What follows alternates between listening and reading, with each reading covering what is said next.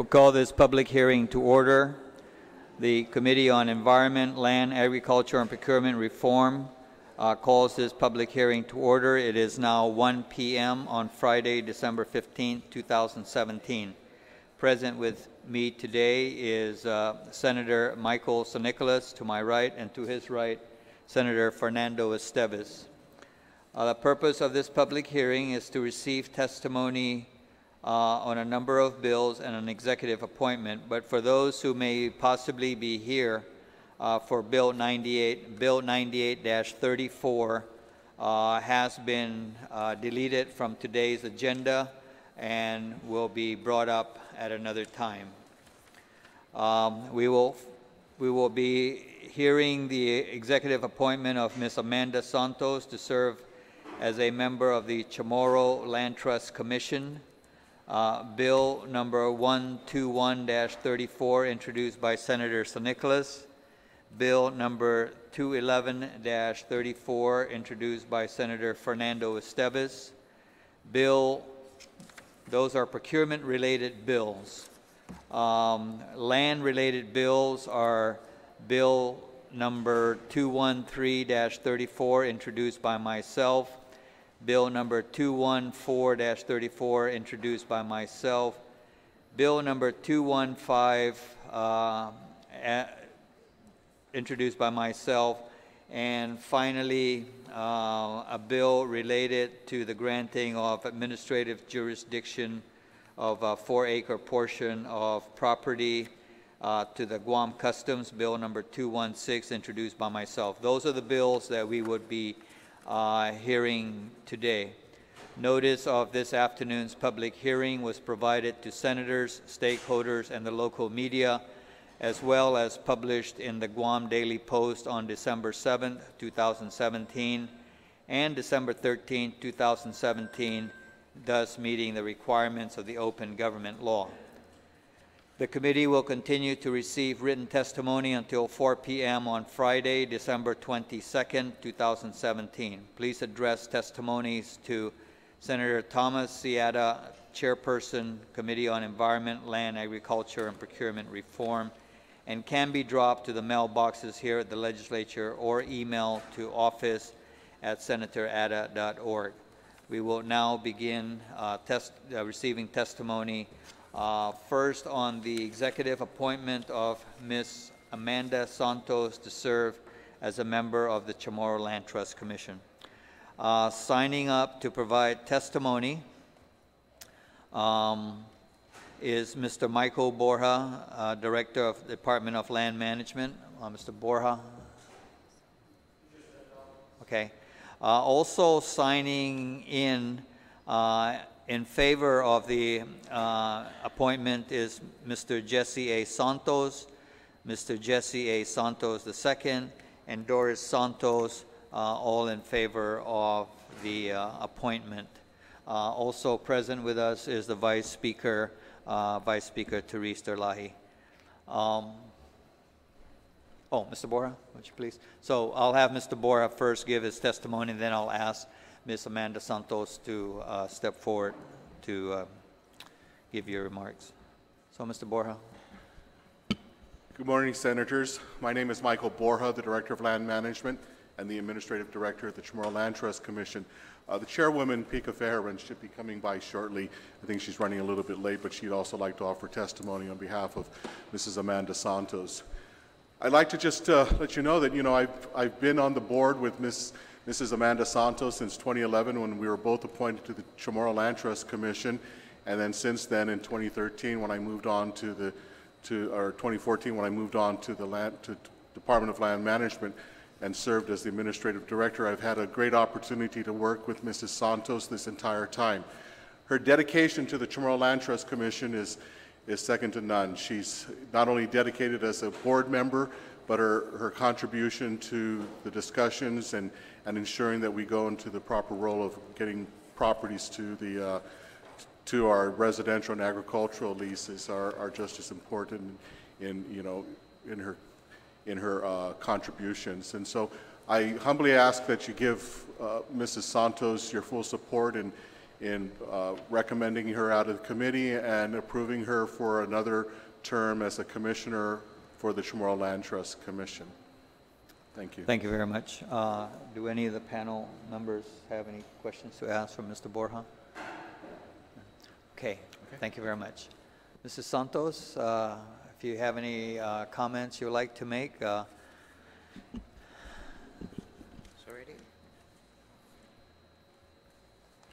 Buenas tardes, my dear senators and visitors. Today, I am deeply honored by Governor Calvo to reappoint me as one of the board members in the Chamorro Land Trust Commission. If I be reconfirmed for this position, I will work diligently to the best of my ability with my fellow board members and Administrative Director Mike Borra. I will commit myself to serve our Chamorro people in their needs for land ownership to build their homes. I am grateful to extend my service in this appointment in order to pursue the legacy of my son, the late Angel Santos, to benefit the people of Guam, the Chamorros. Being a board member is a challenge and a privilege. I bestow you my sincere and heartfelt appreciation for your full admiration and to make this reconfirmation a reality. Dangkulo na si Diyos masi para todos, da si Diyos infan benindisi. Si Amanda Santos comento si Hamzo. Si Diyos masi, Mrs. Santos, and dangkulo na si Diyos masi niyo naksepta talo i-appointment para fatautsong talo i Chamorro Land Trust Commission. Seswa utaitay i-minutes ni gini ni an manhunta hamzo so u recognize loke na hagu sesru fihu sinama ngokko na para fakto gigi meeting po siguro na nahong na commissioners para po ma-diskuti o fasya po ma-attende. Pues si Diyos masu tunga na megay na tempo no unanai ni para isti na tsotso lo no golf agredisi na malago talo no kumansigi mo na na tsotso. Jesus masi. Vice Speaker. I do just want to say thank you and echo the sentiments of Senator Ada that, yeah, you've been very an active member, and I appreciate your making the effort to get to those meetings regularly and to participate and to find, get the knowledge that you need to effectively participate. Mike, can I just ask, what is the board's composition now? Are you missing any members, or are you full? With this, would you be full? Yes, we do have one empty seat out of 5. However, we also have another member who's kind of ill and would like to step down as soon as an appointment there's someone that is appointed to replace him. But at this time, he does make the meetings when we do ask him to come for our monthly meetings, but he would prefer to just step down because of health. All right, thank you. Okay. Senator San Nicolas? Did you have any comments?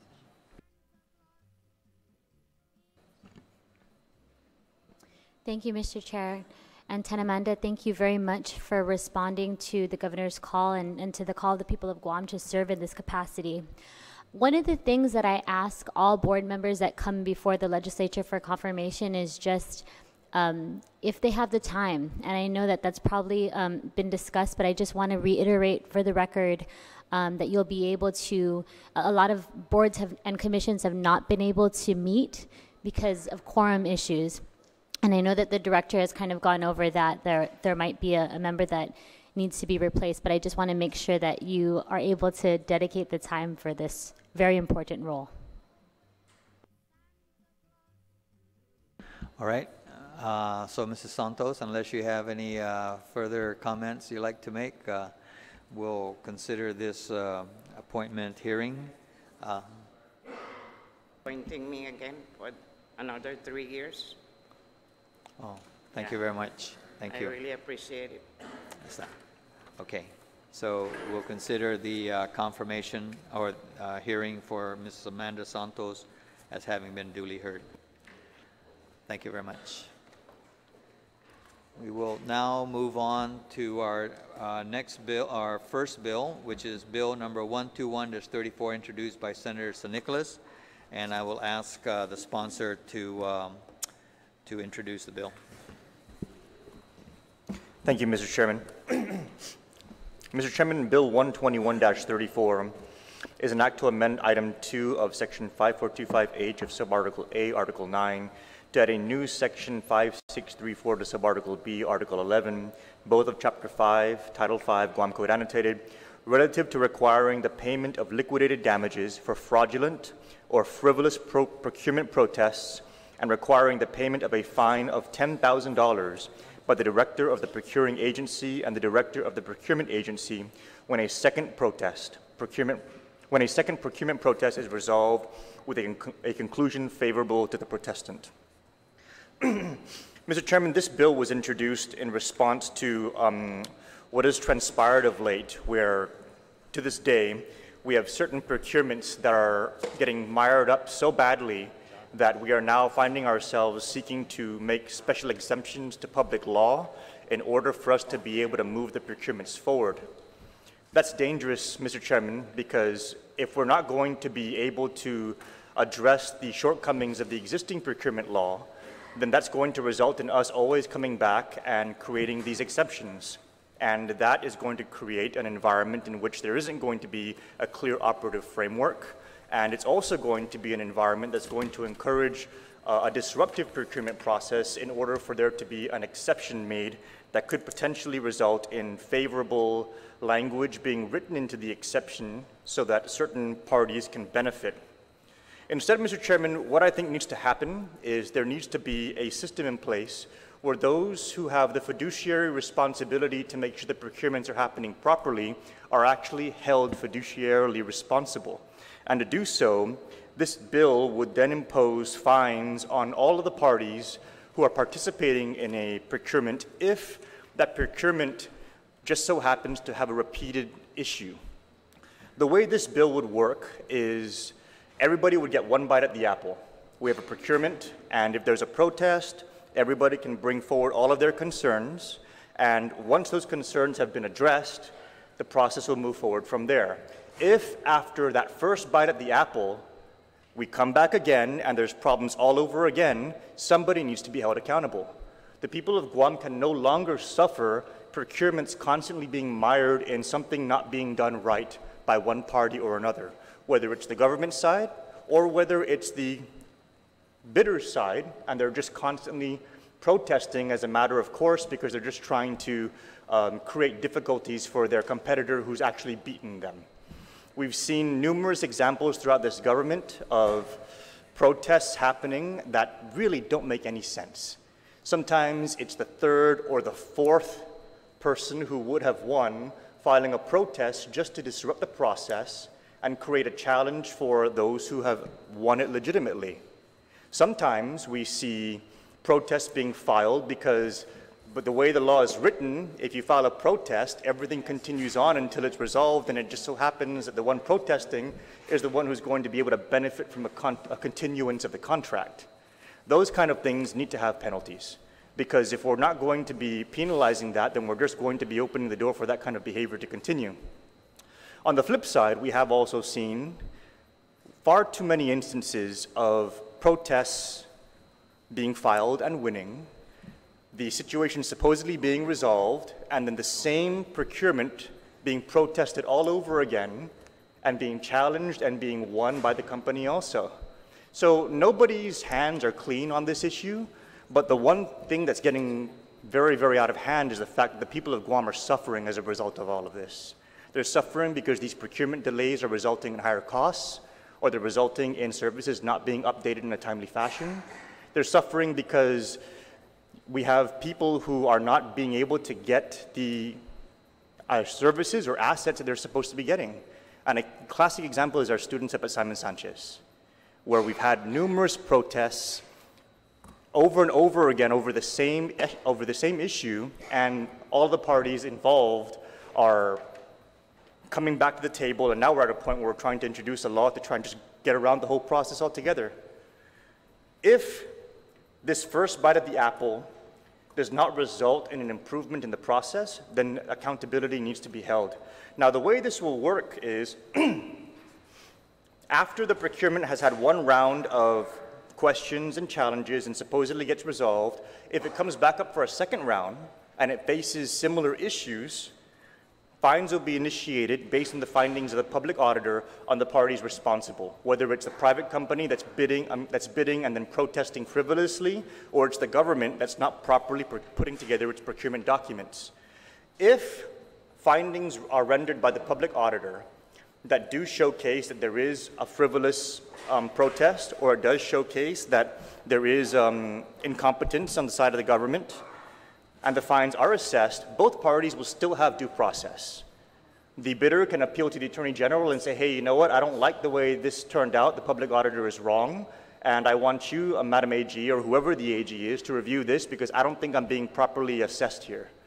And even if the AG's findings are not satisfactory, they can appeal it to the Superior Court.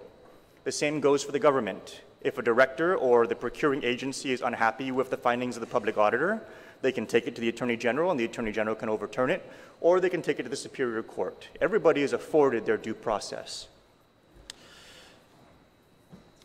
So, Mr. Chairman, I'm hoping that we can have a very clear discussion as to what this bill does and what it doesn't do. What it doesn't do is it doesn't delay the procurement process, because the assessment of whether or not the protests are frivolous or whether or not there is any kind of incompetence on the side of the government have nothing to do with whether or not the procurement actually needs to move forward. There is nothing in the bill's language that calls for a halt in any procurement in order to make these determinations. These determinations can be made after the fact, but it does create an avenue for these determinations to be made. On my end, Mr. Chairman, I'm very confident that we have a lot of highly competent people in this government who are going to be able to do the job right. If not the first time, then definitely the second time after getting that one bite at the apple. And I'm also very confident, Mr. Chairman, that we have a lot of bidders out there who are looking to play fairly. You know, it's just very disturbing because I've even heard one time that it's standard practice now for a lot of these bidders to just protest if they don't win.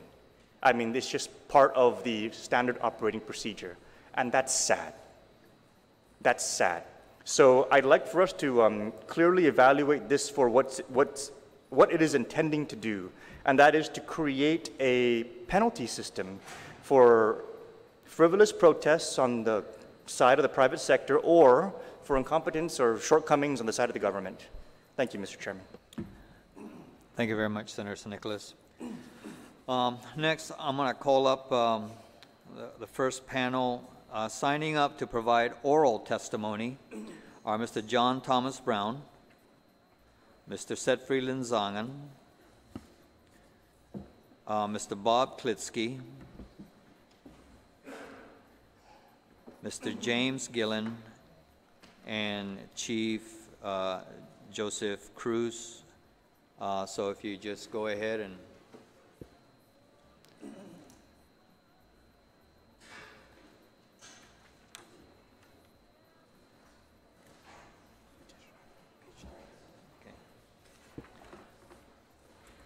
I also want to note that we have signed in, but just to state their position, Ms. Amanda Bloss, not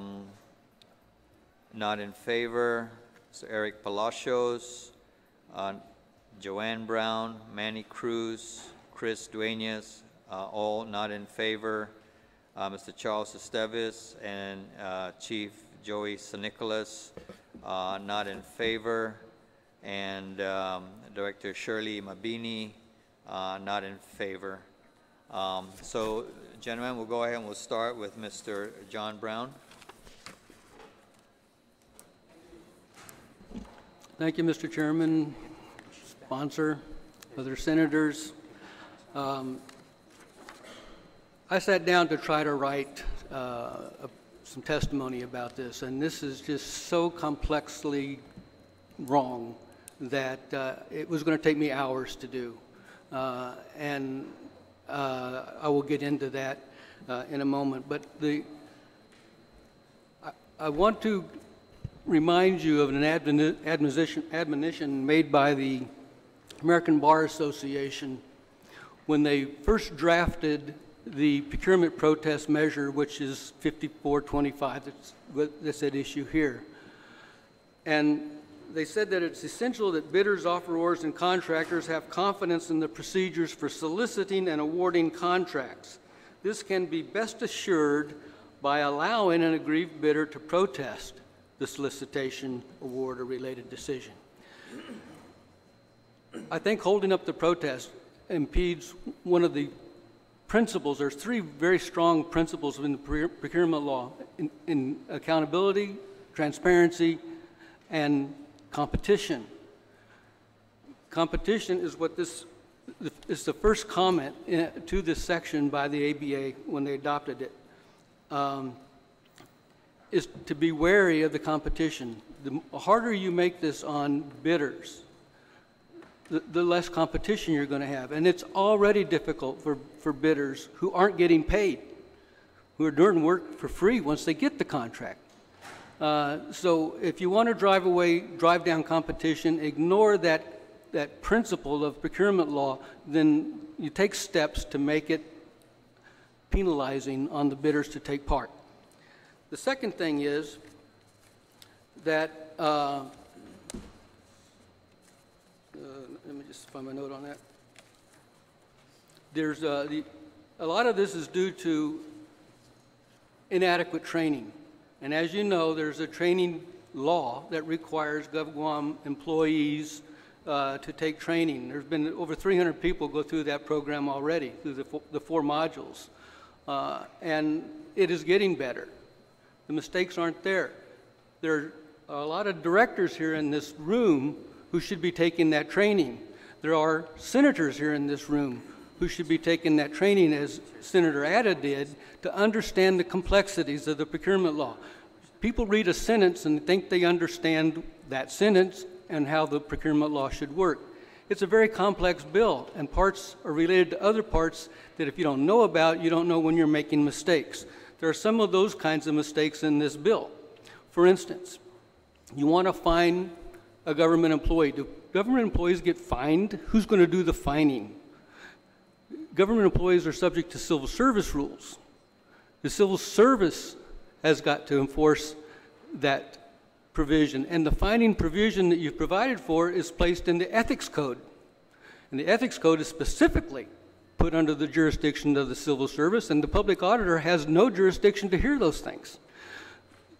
So in crafting this kind of solution, you're making bigger mistakes, and that's exactly what was warned against by the Bar Association when they wrote that the framers of the code noted in the 2000 code revisions, there weren't very many of those, that they have shown that many of the obstacles procuring agencies and officials encounter are those that were written into the code by enacting jurisdictions. In other words, tinkering with the basic concept is going to make matters worse. In this case, you're talking about getting more than one bite at the apple. There's never the same apple. After the first bite, things change. Amendments are made. New bidders show up. It's a different apple. Also, the procurement process contemplates the possibility of two bites, if you will, involving the same procurement. Because if the specifications that go out, for instance, are violative of the law, they're anti-competitive or whatever, that needs to be protested before the solicitation gets too far down the road. And then if there is a further fault in the evaluation process after the specifications have been sorted out, that's a second bite. Both cases, very valid protests can be made. It's not a second bite at the apple, but it's the same procurement. This is going to end up being a battle royal over, is it the same procurement? You're going to spend more time trying to figure out how this law is meant to apply than you are in resolving the matter. Now, it's been, the prior legislatures 3 times passed a procurement reform bill that said, let's fix this procurement process, the resolution of these protest disputes, by enhancing the informal settlement process. It seems to be beyond the capability of the government, its lawyers, to want to settle things. Certain agencies have gotten that. GWA, GPA have learned that lesson, and they resolve a lot of stuff before they get too far down the road. But most other agencies dig in their heels on the first sign of a protest, and they battle to the death. And there's another way. It was contemplated in the code. We didn't do it. We did a mash job of actually bringing that to fruition, so it doesn't exist. There are other alternatives to this. I don't like the idea of fining directors. They're employees doing their job as best they can. I do like the idea that they get training so that they know what they do. More to the point, I like it that other people can serve as sounding boards. There are people in their offices who are learning this stuff. Directors have a wrong thinking about how the procurement law is supposed to work, what its context is. Senators who write these bills have a wrong thinking about how the procurement is supposed to work. And they write things that just add more dead weight to the process. So I think that this is not a good idea. I think that it's implemented very poorly, and you go back to the drawing board. And I really do, again, encourage all of you to take the GCC classes. They're a basic training. They're not in-depth, but they're very, very good so you understand the whole structure and how pieces fit together. Thank you. Thank you very much, Mr. Brown. Next is Mr. Setfri Lenzangan. Good afternoon, Senators.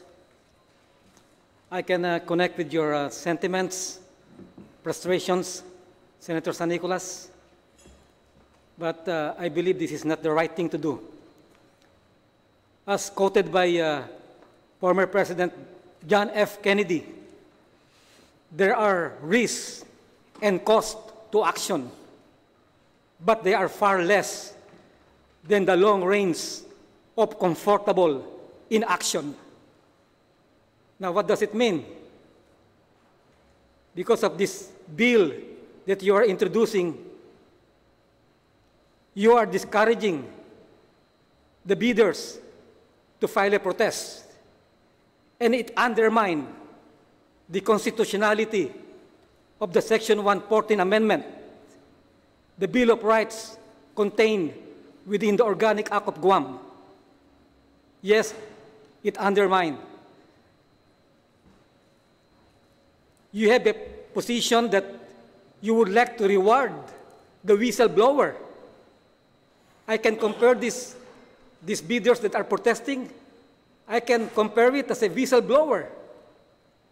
Do you think they will protest and spend all their money for something that they don't believe they can win, that something that there is wrong in the procedures, in the regulation, the way the bid is being implemented or being written? They spend thousands of dollars for hiring an attorney. In fact, there are only few bidders that can afford that. Some bidders just decide to quit bidding to the government because of this regulation that is that they're not following the procurement law. Just like what I said from the last hearing, it was enacted in September 30, 2011. Convened the Guam Advisory Procurement Council.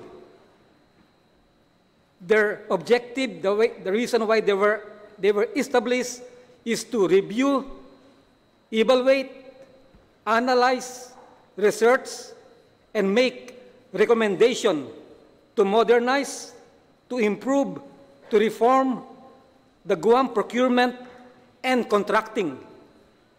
As a matter of fact, they have 7 duties specified in Section 5902. Again, you are trying to reward the whistleblower, but you are trying to penalize these other whistleblowers who are protesting for the betterment of the people of Guam, because there are instances that the agency will award it to the third lowest bidder, not to the first lowest bidder, because of some misconception on their part, because sometimes they will stick with their delivery date requirement. And then even there's only 1 day or 10 days difference because of their understanding of the system that they believe, they will award it to the third lowest bidder, even though they're high by 10,000 or 20,000, because they believe that they have to follow the law, that they have to give it to somebody that conform with the specification, with the terms and condition.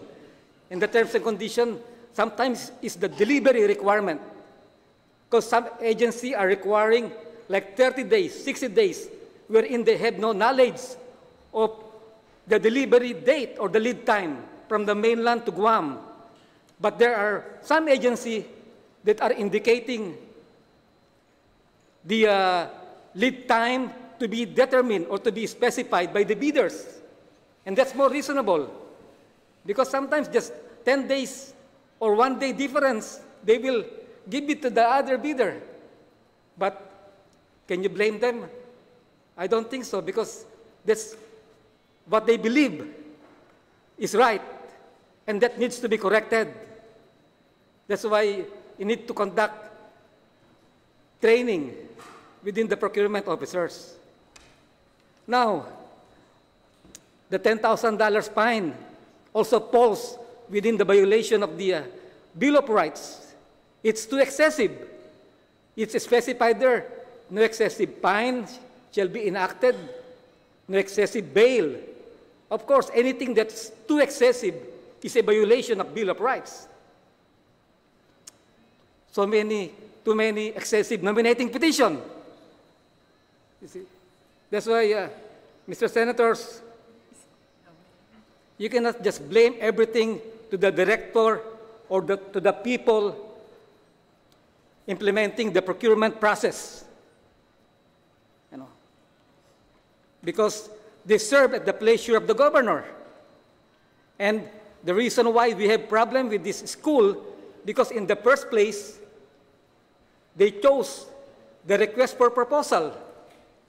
If it's a request for proposal, there's a tendency that, again, even they act in good faith, the procurement officers, there's a tendency that they will put more points to the bidder that is submitting the highest bid, because that's what they believe. That's why in conducting bid for construction, for supplies, stick with the invitation for bid. It's plain and simple. Whoever comply with the specification, whoever have submit the lowest bid, he's the winner. Not like the request for proposal, it's open for corruption, susceptible for manipulation. Remember what the FBI chief wrote in November 10. North Korea is not the threat to Guam. It's the corruption on the bid steering, on the bid manipulation. And can you blame all the procurement officers? Of course, no, because that's what they believe. You are giving them an invitation for bid, I mean to say a process, the request for a proposal, that you are putting their situation that they are prone to be scrutinized, to be criticized, because they will provide points to a bidder that is higher than the other one. And that comes the complexity, that comes the protest. You see, if you want to have no protest, then do it right. Help the procurement officers and stick with the invitation for bid, because request for proposal is only designed for services, then it will be hard to protest. Like, for example, you want to get services of the lawyers for the agency. So they will submit their proposal, how much they'll be charging, if it's $250 or, then there will be not enough room for protests. Not like this request for proposal for supplies, for construction of schools. You will be encountering a lot of protests, and they will be subject to scrutinization and negative opinion by the people. Okay. That's why,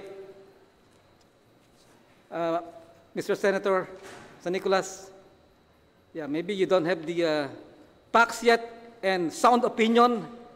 Sometimes you have to bend down, swallow our pride, especially if you have the evidence now, the hearing made by Mr. Brown and by other people. It's not weakness to change your decision based on what you will be provided in this hearing. Okay, thank you very much, Mr. Thank you. Lanzangan. Thank you. Mr. Klitsky? Thank you very much, Mr. Chairman, members of the committee. My name is Robert Klitsky, and I believe that I may bring a unique perspective to this bill, which I think ought to have a different short title. I would suggest 2 strikes and you're out. But the perspective that I bring to this bill is that I have been the director of 2.5 agencies, and I've gone nose to nose with a director who didn't obey the law, ponied up a lot of my own money, which I ultimately was reimbursed, and he was fined $1,000 because he didn't comply with the open government law, and I'm still doing that. I guess there's a certain Don Quixote streak here, but if someone doesn't do it, then someone has to protect the process, or it becomes very weak. So I've been on both sides of it. I've been a director. I've been someone who attempted to get a director to follow the law and ultimately was successful. And I can tell you that of course, the procurement law is far more complicated than the open government law. I'm sorry, the Sunshine Law. Comparing the two, the Sunshine Law to the procurement law is kind of like, we'll put it this way, the Sunshine Law is kind of Dick and Jane, and the procurement law is like a Russian novel, War and Peace, by comparison. It's very difficult for people to thread their way through. We're fortunate to have the very guru of procurement law here with us this morning. But given a complex statutory scheme and the advocacy that bidders and others bring to the process, it's to be expected that some of these are going to go south. But if a director has to pony up $10,000 out of his own pocket, the unintended consequences are, first of all, who's going to want to be a director? I can see an ad posted in the Daily News right now. Wanted director for Government of Guam agency to handle procurement. Only judgment proofs need apply. And if you find someone who would take the job, then even unconsciously there's going to be a tendency, after that first protest has been filed, there's going to be the tendency to say, I don't know where this procurement should go, but I'm going to make it go the direction so I don't have to pay 10 grand. Now, I'm not saying that anybody would do that, but that is, in fact, human nature. So what we have then is 2 strikes and you're out. Not just 2 strikes and you're out, 2 strikes and you're out, 10 grand. So I would, in this particular case, not just respectfully request, Mr. Chairman, that draconian part, that draconian statute, that draconian provision not go forward. I'm not just requesting, I'm begging, Mr. Chairman, because I think it would be inimical to good government from our government of Guam. Thank you very much, Mr. Chairman. Thank you very much, Mr. Klitsky. Jim?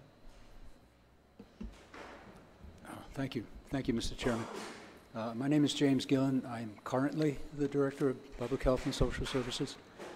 I kind of voice the sentiments of Mr. Klitsky. I think that the fine threat it has a chilling effect, that you might not get people willing to take a job that through no fault of their own, unless this is, just straight out somebody, adjusting the documents to make sure, that the successful protestant, doesn't get what they were supposed to get.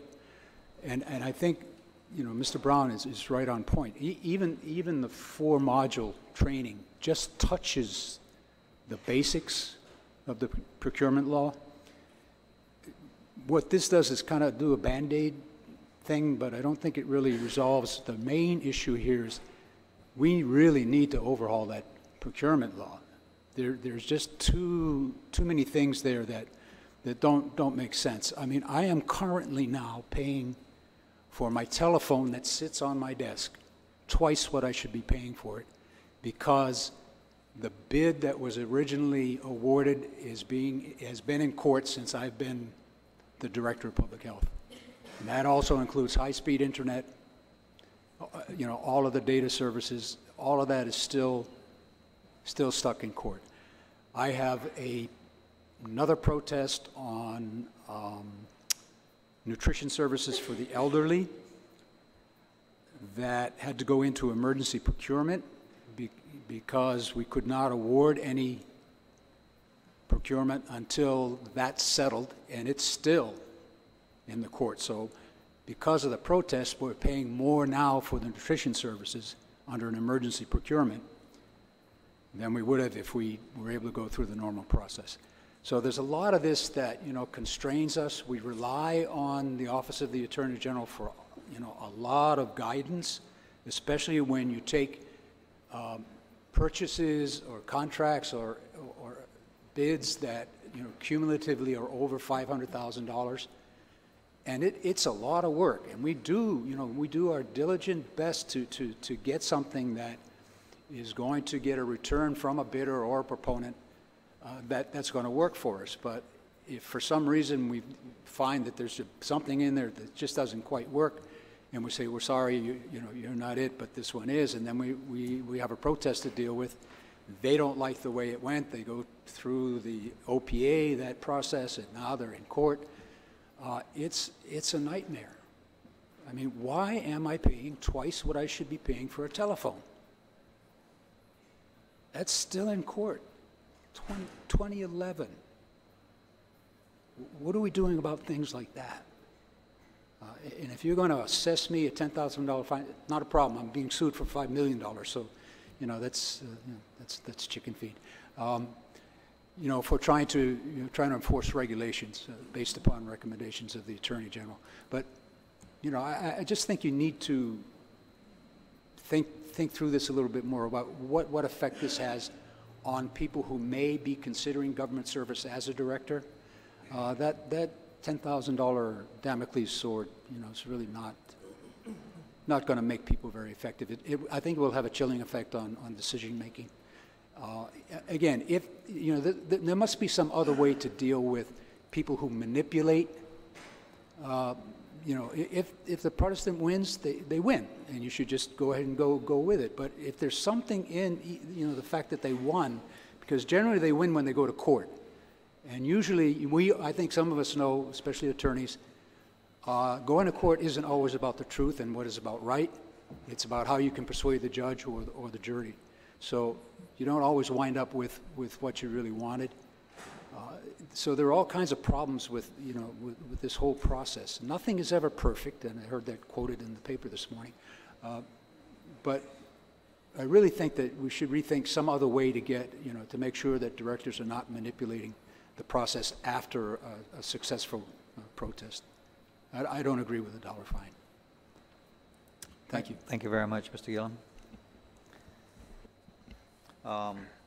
Before we go further, I want to acknowledge the presence of Senator Jim Espaldon and Senator Regine Lee. Chief Cruz? Yes. Mago Faanis and Hafade, good afternoon, Mr. Chairman, Senator Ada, and members of the Committee on Environment, Lands, Agriculture, and Procurement Reform. I am Joseph Cruz, and I am the Chief of Police for the Guam Police Department. Thank you for allowing me to present to you my comments on behalf of the Guam Police Department in opposition of Bill 121-34. The Guam Police Department enters into dozens of procurement processes throughout the fiscal year. Such procurements include supplies and equipment below $5,000, blanket purchase agreements for needed professional services up to capital equipment and facilities. GPD personnel are consistently involved in available training, practice, and cooperation with procurement agencies such as the General Services Agency and the Department of Public Works to ensure that there are no gaps in the public safety services that we provide. The Guam Police Department employs an administrative services officer, an inventory management officer, and a storekeeper who normally process all requisitions for procurement throughout the fiscal year. Should this be an unreasonable expectation for these three personnel, I also require that program coordinators, administrative aides, clerks, data control clerks, police sergeants, and staff officers to engage in the procurement processes to provide the necessary assistance to those who manage these projects throughout the year. Through written directive, I've established committees on uniforms, vehicles, firearms, and bulletproof vests with GPD personnel who conduct the market research and develop the specifications to ensure that we are properly equipped and supplied for our operations.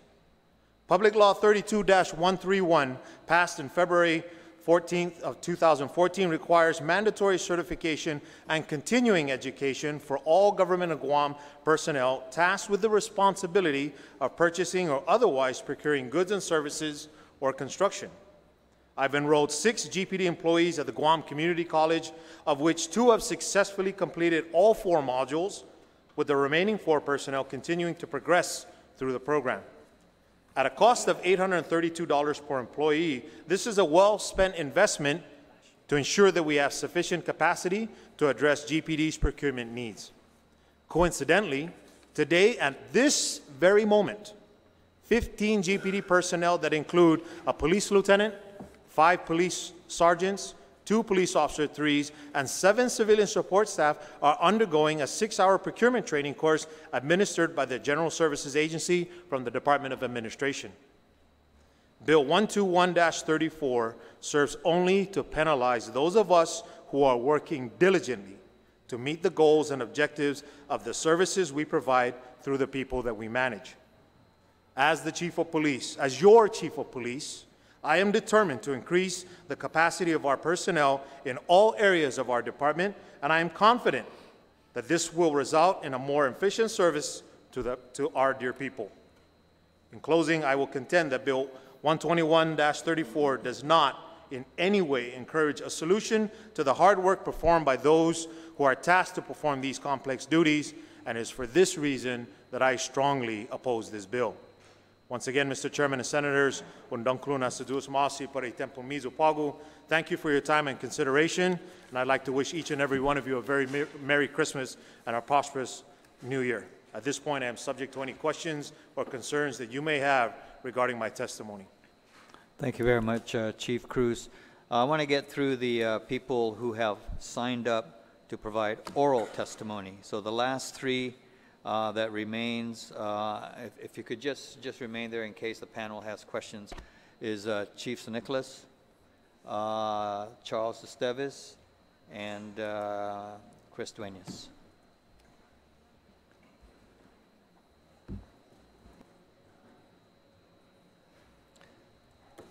I will go ahead and start with Chief San Nicolas. And good afternoon, Senator Ada, members of the 34th Legislature and this committee. I'm here to provide testimony in opposition to Bill 121-34. I just want to apologize up front. I normally come with a prepared testimony. I will submit a written one at a later date, but for now, I'll just provide some of the thoughts. First and foremost, I just want to echo basically everybody that has come up already and testified. Mr. Brown in his first testimony pretty much hit all the points that I have written down on my scratch sheet here in front of me. Bill 121 to me appears to be a bill that was maybe drafted, obviously, as Senator Nicholas stated in his opening, in response to one specific procurement project, the Simon Sanchez project. And just from the outside looking in, that particular procurement is a very complicated project that has a lot of names tied to it that at any point can be pointed out as a point of failure for that procurement process.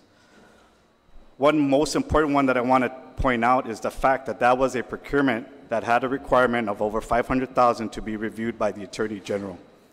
Nowhere in this bill does it state that the Attorney General is going to be held accountable for their review and approval to push forward on that particular procurement, because that is the requirement for projects that are over $500,000. I've been involved with the Government of Guam procurement process since 2009, being a federal programs officer and procurement officer within the Guam Fire Department. And since my appointment and confirmation in 2011, I have handled, just like many directors that are probably behind me and next to me, handled over 100 procurement projects below and above 14999 via IFBs, RFPs, and so forth throughout my time, or actually on a fiscal year annual basis. Can you imagine if one procurement per month resulted in a protest or two protests and $10,000 was fined to each for each particular instance? That means a director's salary is not even going to cover the amount of fines that would apply to that person. And as Senator Klitsky stated, the unintended consequence is procurement will stop, and it will stop. And that I am speaking as now your Deputy Fire Chief for the Guam Fire Department, and I'm trying to protect the position of the Fire Chief going forward for those that might follow me. The procurement process, again, has multiple steps, not in the control of the director, as Chief Police eloquently stated. Many people play a role, and it's incumbent on the director really to orchestrate that and keep it all together, and to the best of their knowledge and ability, produce a procurement project that is suitable without protests. You got to understand, in our career field as fire trucks, very complicated piece of equipment. We know how to use it, we know what we need from it, but it's the manufacturers, the people that actually produce the product that are the technical experts. And so yes, you can imagine a fire truck, $1.2 million piece of apparatus. They can pick apart every single thing and determine a protest from it. As an example, we tried to specify the size of a compartment to store a generator, a particular generator that we have in our inventory, that we have at all fire stations. We specified a size of the compartment to meet the specs of that generator so that it'll fit. That was a point of protest because it was too specific and appeared to place an advantage towards a particular vendor. It was not our intent to do that, but it was deemed so, and so we had to take a second crack at it. All right? What ended up happening is we now have a fire truck with no generator that can be stored on it, because all we said was a fire truck with a compartment that can fit a 5K generator, because that's basically what the protest required. So now we have generators sitting at a station that cannot fit in the compartment of a fire truck because of the complicated technical aspects of the procurement process and specification requirements. So again, when you start looking at these different procurement projects, one thing you always got to remember, and this kind of talks about the first crack, second crack at it, everything is good 20/20 hindsight. You're looking probably at your Simon Sanchez procurement and saying, if it was me, I probably would have did it this way. But until you've actually executed a procurement yourself, a procurement project yourself, and understand the complexities that are involved, the amount of technical aspects you got to play with, you got to understand, you got to execute. And talk about Simon Sanchez, you're taking it away from DPW and giving it to Department of Education, who are not building experts, they're not engineers, and you're going to give them a huge building that's going to house the children of our future. What I see right off the bat from my capacity, from a fire prevention point of view, is a lot of safety issues that are going to be there, because they're going to be asking for things that just might not meet the building code, that just might not be able to find the medium between conflicting codes that might exist out there, and they do exist in some cases. When we do a procurement project, we have employees in place to do so. We trust them. We give them the training, the necessary tools to produce a product.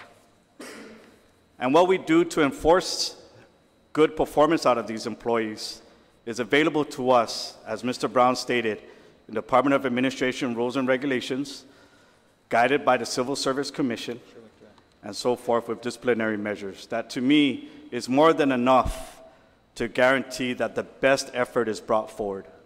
We understand that we have the fiduciary responsibility of the government, of the large budgets that we administer on a fiscal year, annual basis. And so we, as your confirmed directors that are hired by the governor, confirmed by yourself, are entrusted to do. So understand that when we make a mistake, it's your mistake as well. You confirmed us. And so I liken that to something where, like a bill. I try to find a way to compare this to try to see how I can put it in your perspective from those that have never done procurement, sitting to your left and right. I know I'm only talking about a few. What you're asking in this bill, I liken to you entering a bill that has brought a bunch of us here together to talk about, and it ends up not passing.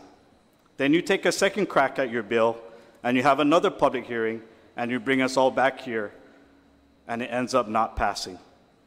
Where's your fine? Do you feel that you should be fined for that? No, I think that you, as servants of our people, just like we are putting your best forward. You see a problem and you're trying to address it. And until you see it from the eyes, or you hear it from the eyes of those that it affects, you'll finally see where your lapses are, and then you try to go back and you correct it and make it better. By having this bill passed or pushing it forward, you're going to prevent that process, which is a very important process. You're going to prevent an RFP from improving because of maybe a protest is a good thing, because it'll help improve the project and get more bang for our buck, and as a result, help us to serve the people just a little bit better. And so again, I ask, as you try to address the procurement process, because again, I've been around since 2009 in this capacity, one way or another, dealing with procurement, and I still haven't seen, I haven't figured it out completely. As an example, it took me 3 months to go out for my LifeQuest medical billing request for proposal project. 3 months to start it, announce it, receive packets, and award it. And it's paying off dividends as we speak now. Our E911 project that now requires Attorney General review is going on months, if not years, because of the very technical aspects and the legal jargon that everybody wants to make sure is just right, to make sure that it doesn't go through any kind of protest. Me, I'm of the mindset that a protest is actually not that bad, because then you're getting the words from the actual experts, other than getting it out of an RFI, which again comes with its own request for interest, or a request for information, which again comes with its own set of rules that you have to be very careful not to violate. So these are very tedious processes that need to be addressed as in a holistic form, not in a piecemeal form as this bill offers. And at the same time, not in a way that it discourages action by your directors, and which will ultimately create delays in government procurement, which then results in delays in government service to the people. Again, I'm Joey Sinicus, the Deputy Fire Chief for Guam Fire Department. I oppose this bill, and I stand here ready for any of your questions or concerns. Thank you. Thank you, Chief. Mr. Esteves?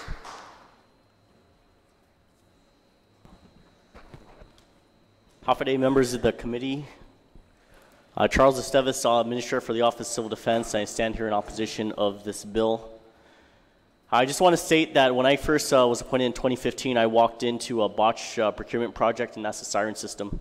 The original procurement for the sirens, we're supposed to have 21 sirens, but because of a protest and because of the contractor who was awarded, they underbid by about $500,000. Because of delays in procurement, we actually lost that grant money and had to use another grant source. This is, of course, all before my time. Another grant source to fund that project.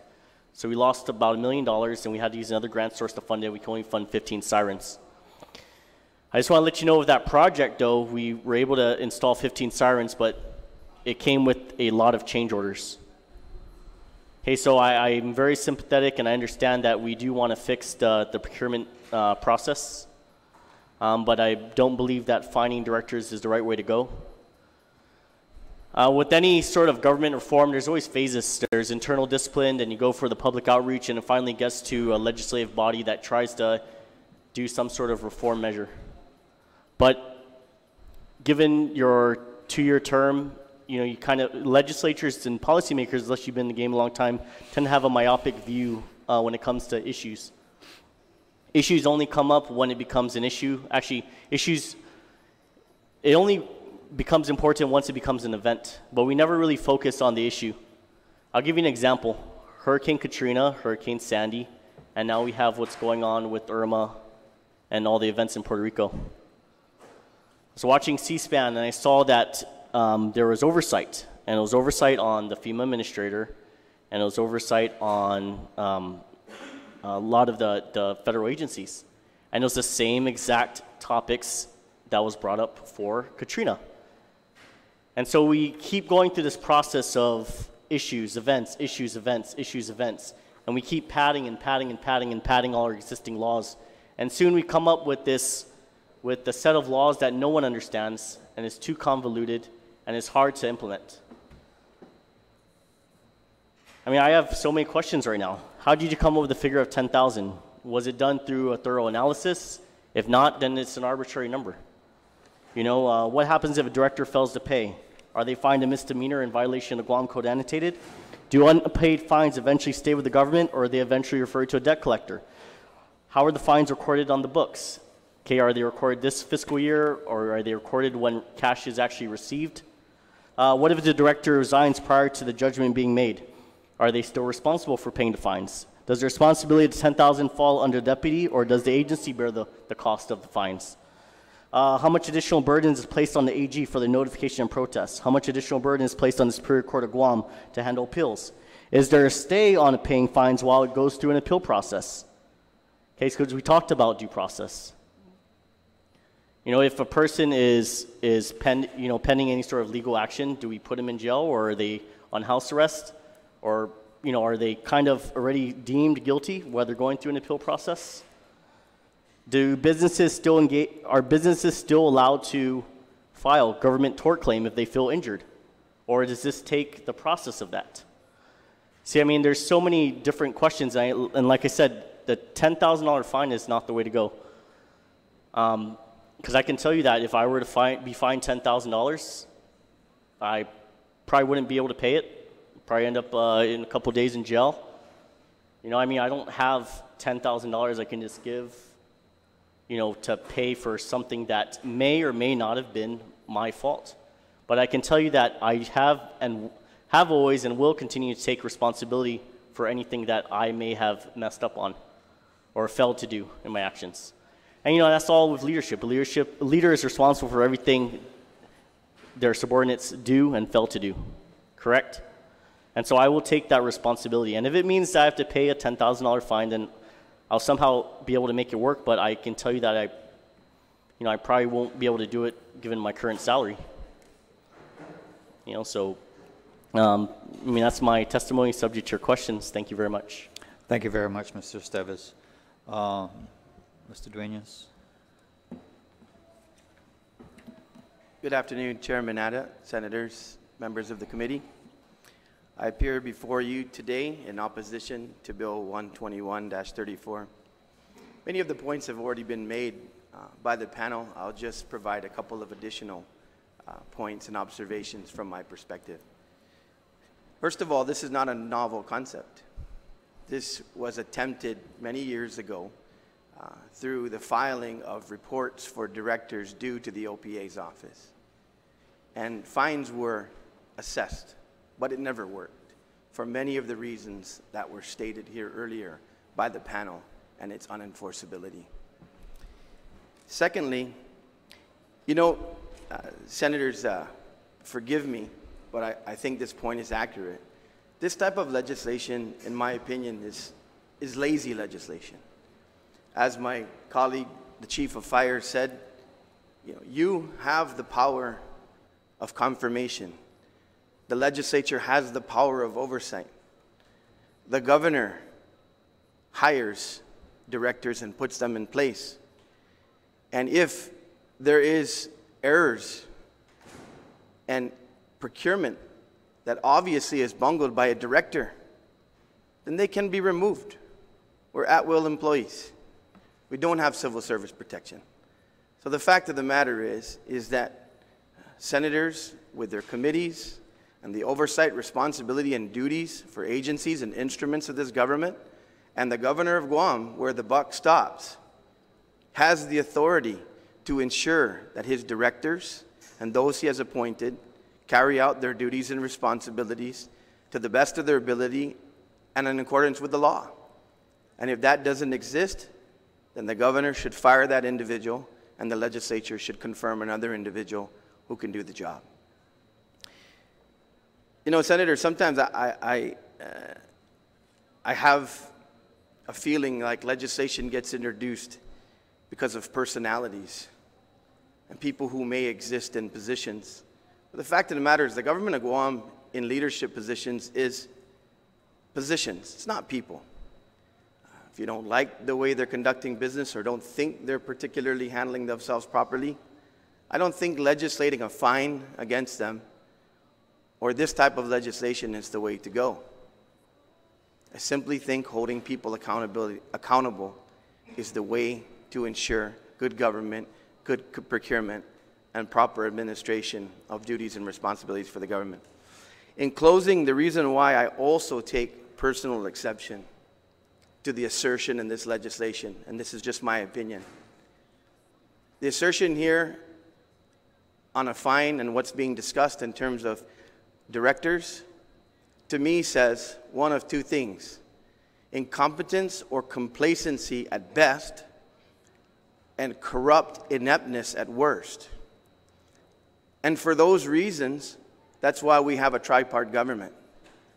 And that's why we have lawyers, and that's why we have courts, and that's why we have aggrieved individuals who, if that type of activity exists at the top in any leadership position, remedy can be sought through our beautiful democratic process.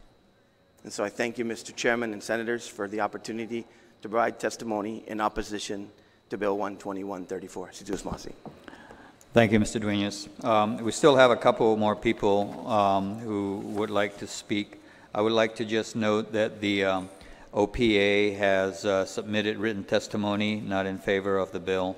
The GSA Chief Procurement Officer, Claudia Akfaji, has submitted written testimony and is not in favor of the bill.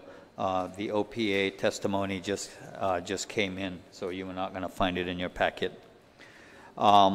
Before I release this panel, if any of the senators have any questions, we're going to have to move this along.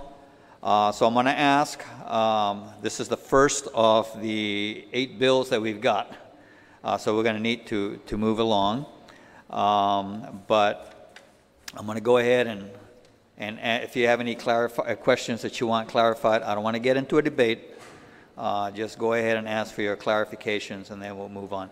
I will start with Senator San Nicolas. Thank you, Mr. Chairman. Just wanted to clarify a number of items.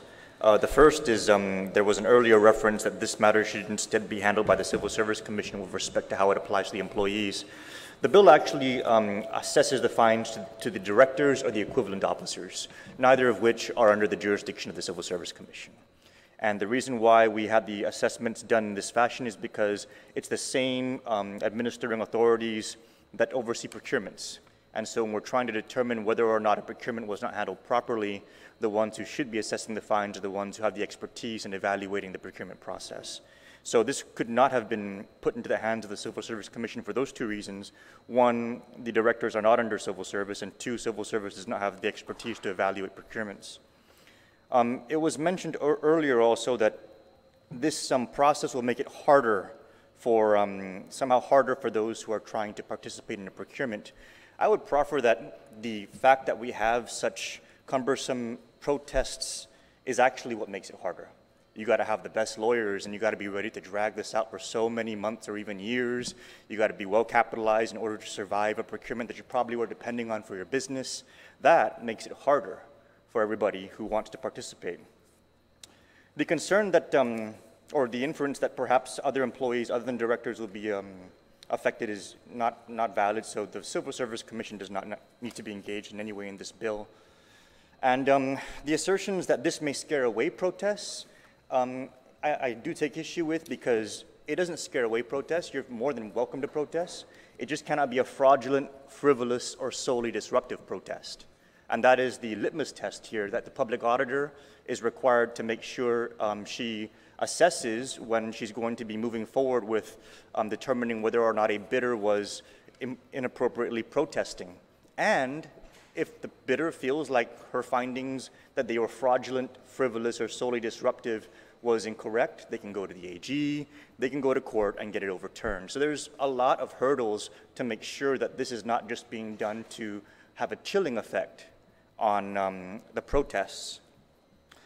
Senator, I was hoping that if there was any points that were made by the witnesses, that if anybody wanted clarification from them, that we pose those questions as opposed to countering the points that were made. I just wanted to make sure, Mr. Chairman, that the points are clarified, because I respect, by the way, the positions of the panel. I thank you very much for coming out and offering your testimony.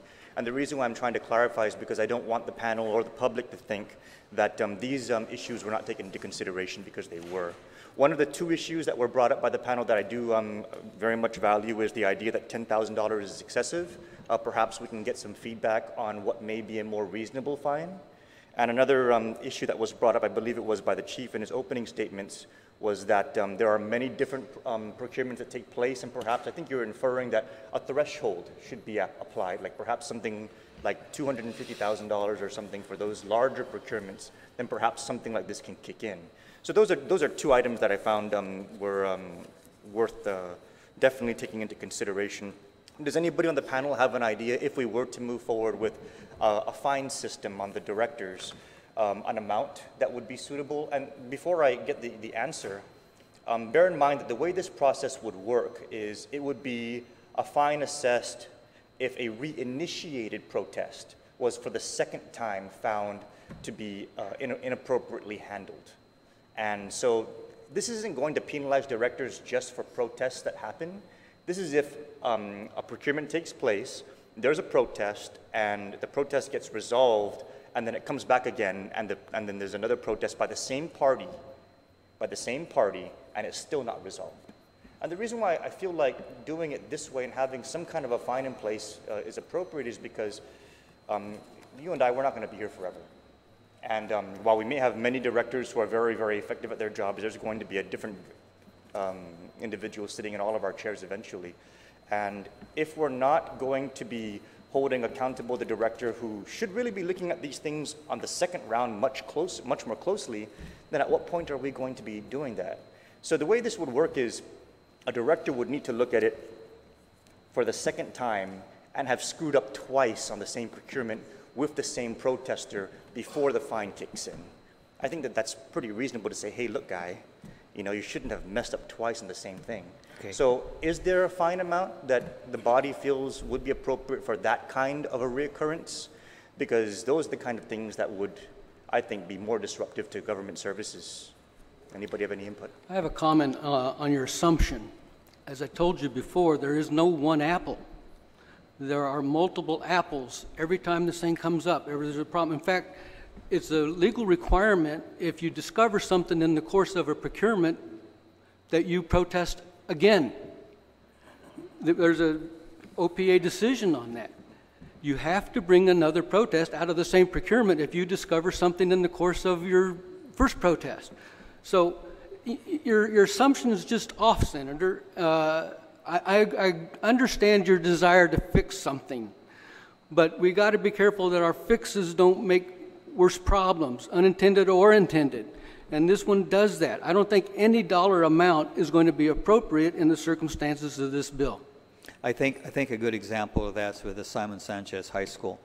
The first protest was because there was no records kept of the proceedings. That got fixed and all that stuff.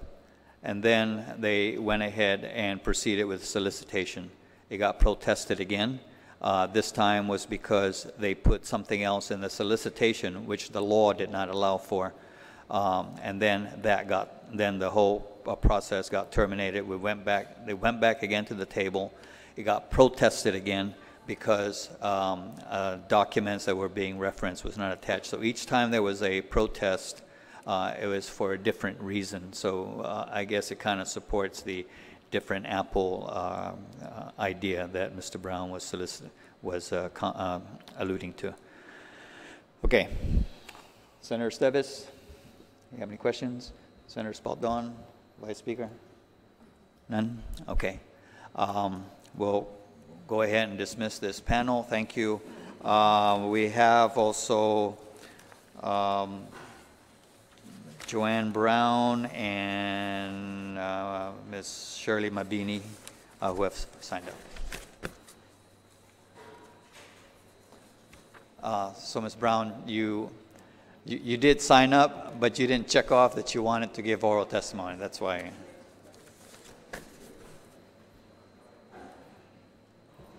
We'll go ahead and start with you. Thank you very much, Chairman Atta, for the opportunity to provide testimony on Bill 121. I have to tell you, I've taken an awful lot of time of thinking about this bill since I saw it last week. And it comes to mind for me, certainly, because I understand from Chief Joey's testimony, I mean, he's been doing this since the 2000s. I mean, I started back in 1991 with regards to an administrative capacity overseeing the operations of an agency in the government of Guam.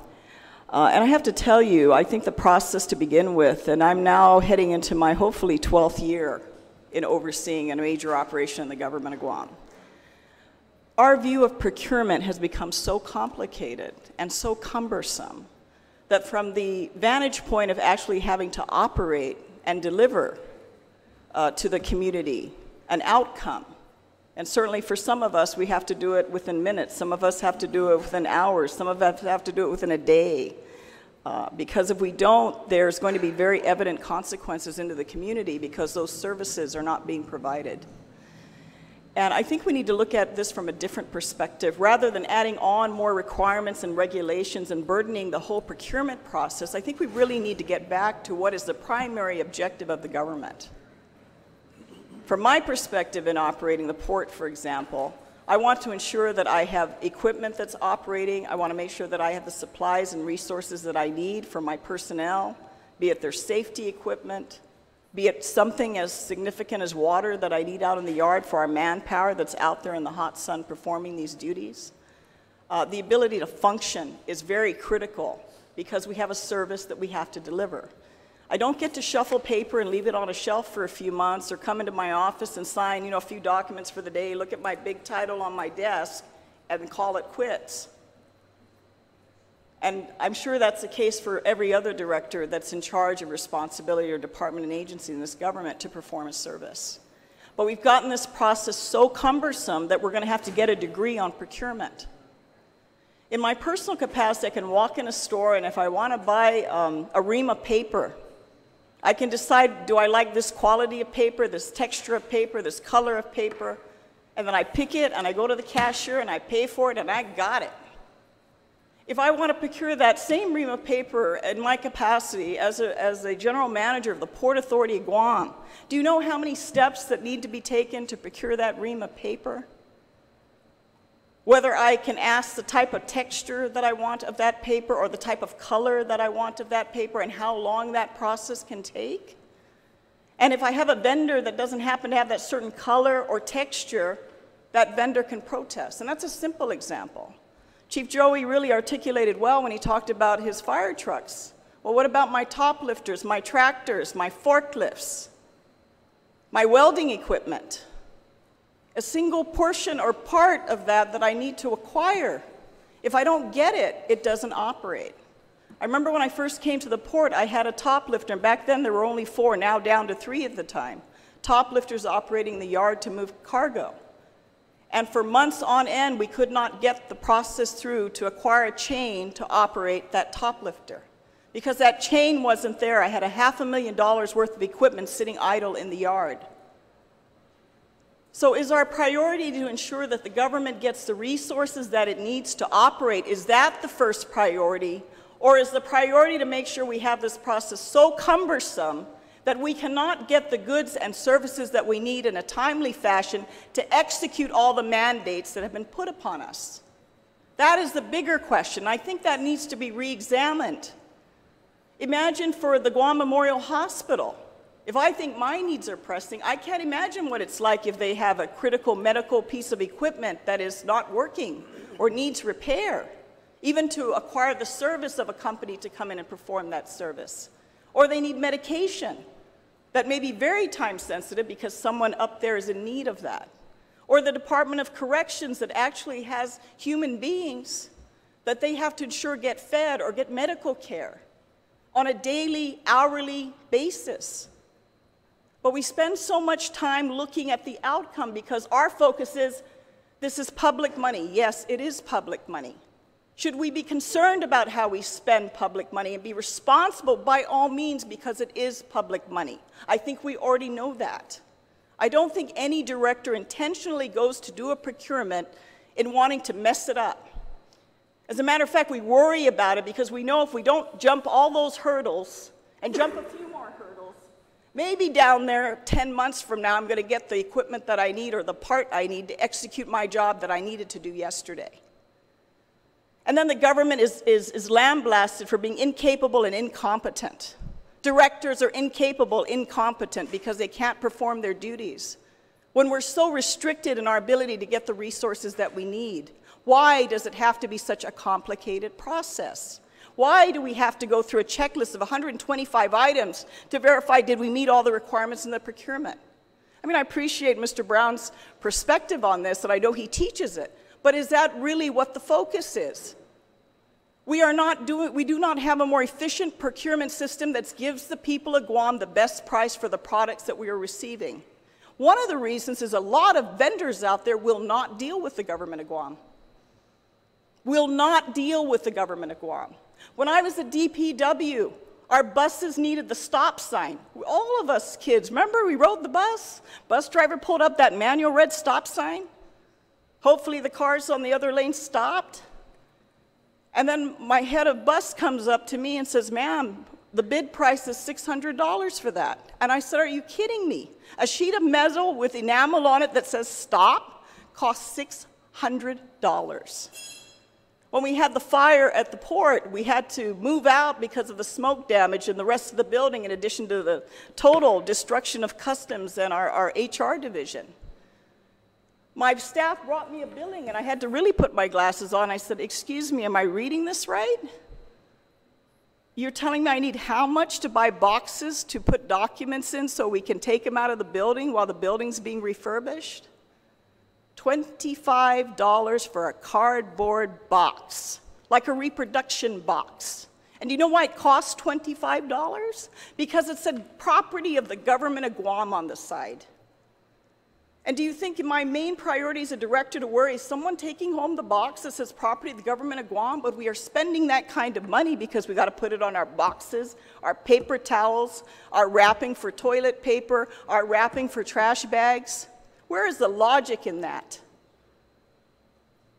I think we really need to look at the perspective of what the priority is. And I understand there may be a lot of effort that goes into the processing of procurement, but we have made it too complicated, we have made it too difficult, we have made it too time-consuming. We don't sometimes have the luxury of time to get the things we need to do the work we need. And when you look at procurements and protests, there's a whole bunch of reasons people protest or companies protest on a procurement. We sit and wait, particularly with regards to equipment procurement, because we've just went through $5.5 million of equipment procurement. That's some big money. And we wait because guaranteed if company X doesn't get this contract, they're going to, I understand, Senator Anna, but I just want to point this out. They're going to protest because their competitor got it. And you need to also look at that factor because there's competitive interest in the private sector, and that's not a bad thing. We always think that's what makes commerce move. But if it inhibits our ability to procure what we need to do the work that we need to do, there's something wrong with that when that becomes a priority. I mean, I understand we want to make sure we're not in collusion, we're not publicly benefiting from our respective positions, our best friend, relative didn't get the contract. I can appreciate all that and the need to filter that out to make sure that's not the case. But it's getting to the point that it's very dysfunctional. And for some of you that have run government agencies, Senator Ada, I know you did back in the day with the Guam Power Authority. Have any of you other senators run a department for any period of time? To have the idea of what's actually involved in this very cumbersome process? I mean, we want to ensure fairness, but at the end of the day, I can only testify not only this bill, I think this bill only highlights what's problematic. We have become dysfunctional in our procurement system. So if there's anything you can help us with, is please look at legislation on how we can simplify the process and ensure that we have a capability of ensuring fairness out in the market, but also a faster and simpler process so that we can procure the goods and services that we need to operate. Thank you very much. Thank you very much, Chairman Ada, for the opportunity to testify on this bill. Sure. Which I'm in opposition to, by the way. Okay. Thank you. Ms. Mabini. Thank you, Chairman Ada. It's hard to follow Joanne, but I will go ahead and state that I testify of opposition of Bill 121-34. In the room here, we have a lot of individuals with rich experience in procurement. Some are sitting up there, some are sitting down here. I have, since 1990, worked with various agencies from GCC to PBS Guam when we had to put that digital tower over $1 million worth, public library, and now Department of Labor. Now, I know that all of us are frustrated. We know that the procurement process, as Joanne has mentioned, is complex, and it all follows this procurement, the procurement law. The molasses speed of procurement, I know, is due to these complexities, and maybe it is outdated. I believe it's outdated, especially in order to meet the needs that we have today. We know that we have to, that there are processes in place so that we can keep the integrity of the procurement process, just like what Joanne shared. But I feel that there's a lot of serious issues in place, especially when some of these purchase orders or requisitions are tied to federal funds that have very limited time frames to spend, not to mention if it's dealing with safety and security of our people of Guam. Today, the Department of Labor, we won the largest grant in the United States. Procuring that to be able to provide the service is extremely complex. And I know a lot of us, all the directors in the room with me can stand with me, and the deputies. We work really hard to make sure that we work with our Chief Procurement Officer to make sure that we are following the rules and regulations for procurement. So we don't take this lightly. I did write my testimony, and I'll share a copy of it if you don't mind. It's fairly short, and I'd like to read it, and then I'll enter it as my testimony. To all the senators. I am writing to express my concerns regarding Bill 121-34. Although the intent to discourage the fraudulent or frivolous procurement process does have merit, the following sections regarding the imposition of fines to directors definitely does not, and that's what I'd like to speak to at this point. As you are aware, many of us are aware, the delegation of authority to procure rests in the assigned Chief Procurement Officer. The directors or the head of agencies begins the necessary process of requisitioning to identify the types of goods or services that we need, and then the subsequent procurement process and awards are handled by the Chief Procurement Officer. We work together with them. Now, albeit the requests for proposals usually are handled by the agencies, but again, the RFP process still adheres to the local procurement law. Now, I believe that our directors, our agency heads, we all work hard in the best interests of the departments that we lead and for the people of Guam, and we should not be personally penalized with such unnecessary fines for carrying out our fiduciary duties. A system is already in place. We are all held to public trust law. We also can be charged for official misconduct. Now, the directors and the officers are acting on behalf of the government to the best of their capacity. And as public leaders and professionals, we all are expected to abide to strict ethical standards. We recognize the importance of our fiduciary responsibilities. But the language in Bill 121-34, as presented, especially that section, would add another layer of penalty and setting unnecessary precedents. What is recommended, as the previous panels have shared, is to have focus and cooperative effort to continue professional development surrounding procurement laws and the processes, especially for those in the departments where representatives are in charge of handling procurement. But I think more importantly, the legislature can help address and support the actual improvement of Guam's overall procurement system, and that's what the focus should be. Therefore, I do not support Bill 121-34. Your attention and consideration is appreciated. Thank you. Thank you very much, Ms. Mabini. Does anybody on the panel have any questions of what was said and for clarification? None? Okay. I just want to Vice say, Speaker? for all the people present, I notice a lot of you are directors and deputy directors of many of our government of Guam agencies, if not all of them are down here. But as the Senator Brown testified, if our procurement law was based on a model procurement law that was adopted broadly across the nation, and if you have suggested updates to it, we are welcome to those. I don't necessarily see it as cumbersome. I think in light of the protection that it gives us for value and competition, but because you are the ones that are implementing it today, yes, then we would welcome any of your suggestions as to how to make it less cumbersome, but to still protect competition and value for the government. Thank you. Thank you very much. Mayor Matanani, you wanted to make some comments? Okay, I'll allow you a couple of minutes.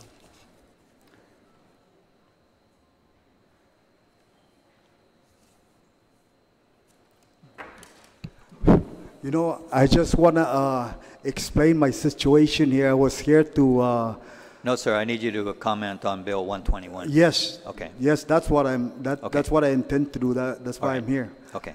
Well, you know, I didn't know that this bill was being heard today, and I didn't know what exactly this bill calls for, but after talking to people here, you know, Senator San Nicolas, I wanted to support this bill, but there are things that I'm hearing, and if this bill says that I will pay as the mayor for something that it doesn't, okay, so, you know, I support the fixing of the procurement bill because as far as Simon Sanchez is concerned, there is a problem. And my thought is maybe if you put a bond for somebody that's going to protest, you know, and maybe, you know, if somebody's going to protest, I'm thinking that he's sure about what he's talking about. So maybe he should put his money where his mouth is and charge him 10% of the job that he's protesting about. And you know, that's always been my thought, and I've been talking and I've been hoping that a senator or somebody that makes laws here try to fix that problem. Because if we're going to continue, it doesn't matter where we're going. If Department of Education is going to be the procurement body here, it ain't going to work. So I'm asking all of you to please help Simon Sanchez, because it's not us that's suffering, it's the kids. And I'm tired of listening to the kids talking about how saved Simon Sanchez is, or maybe you guys should close it. Because I'm telling you that kids aren't thinking about what education they need or what they need to study. All they're thinking is, are they safe when they go to the school? And that's our obligation. And you know, I don't like to holler and yell and, you know, say things that people don't understand, that I understand. You know, and they think that I'm stupid, because I am not stupid, and I'm standing up for the people of Jigo. Okay. And I'll always be there to stand up for them. So I ask that you, as the body that makes laws, do something about this.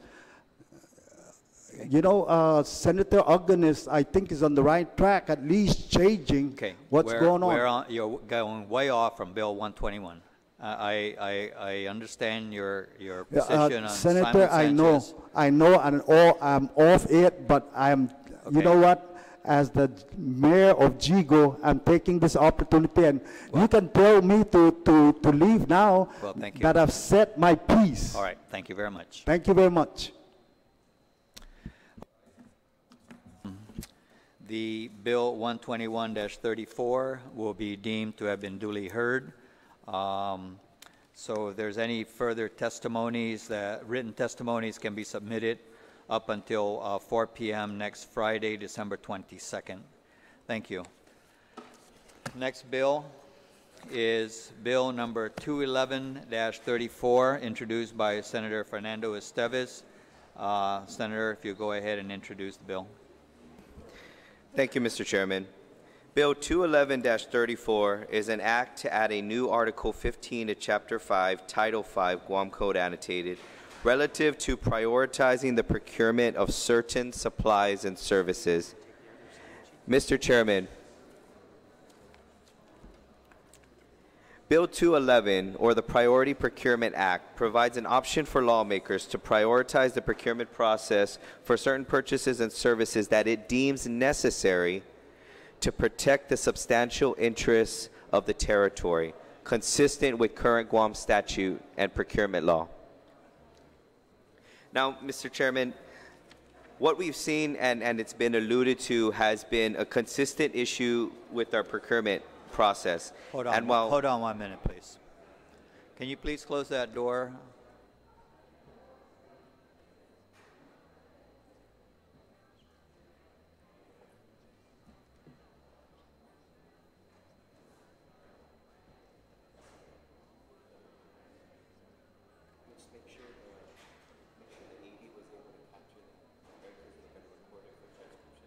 Right, right. Okay. All right, can you please go ahead and close the door?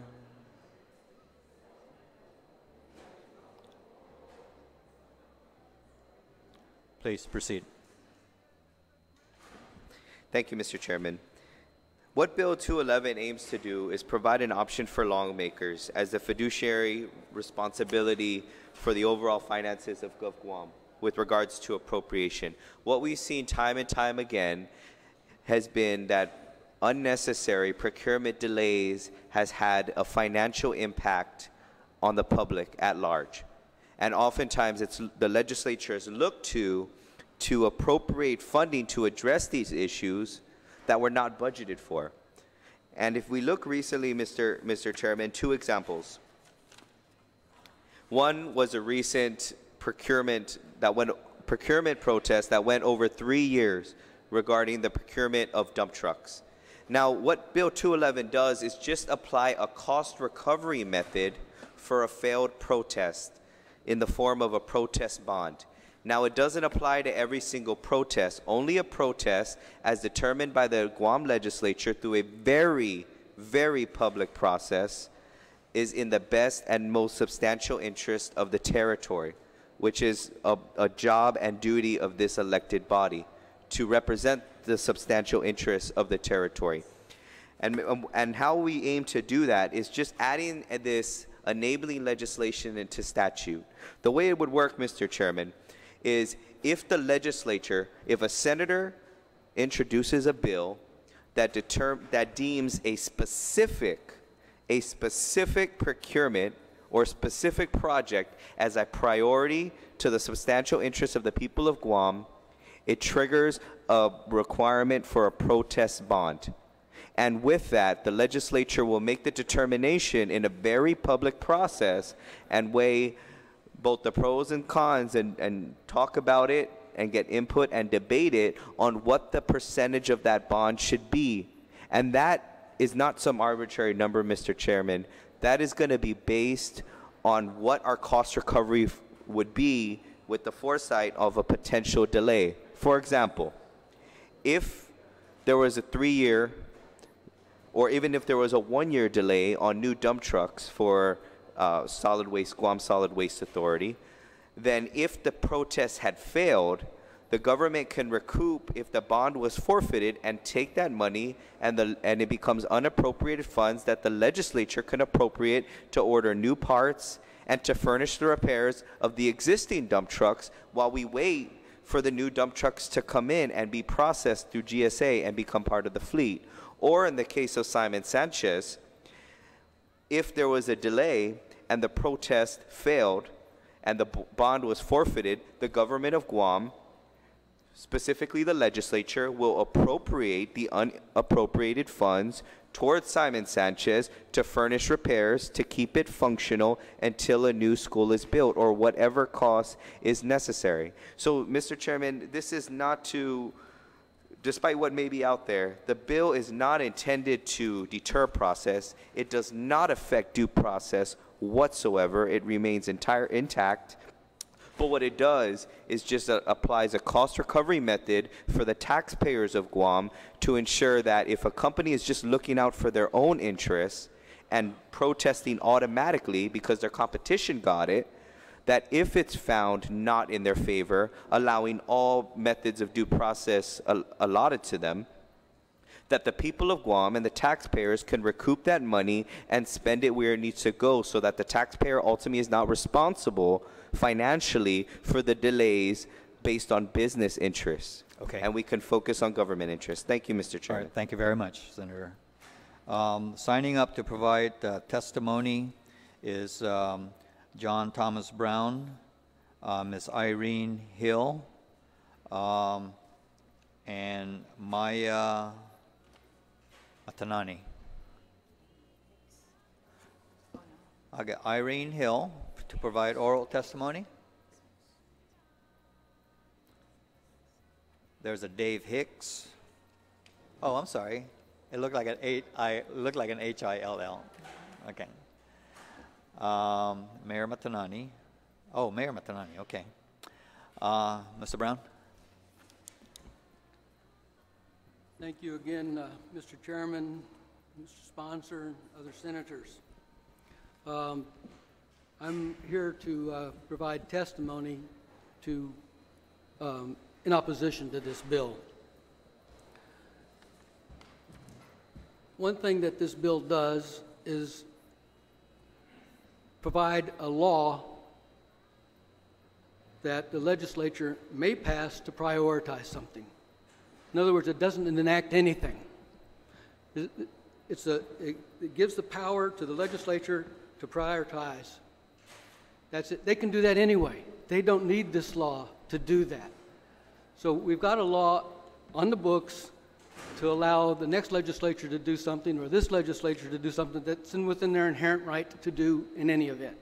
So as a lawyer, I find this duplicative, and you wonder, is this going to create some confusion down the road in trying to understand what the intent of that was? The next thing that it does is it requires protest bond required. Now, this is a delimited part of a kind of a bond in the sense that it applies in these particular cases. But what we have then is we have the legislature setting out the specific procurements which will be subject to this bond, which I think probably invades the powers of the executive to determine that. It's the executive branch under our procurement law that says they can provide a bond or not. And so I think that there's some frailty in this law to that extent. More to the point, this can happen to any procurement that gets a priority.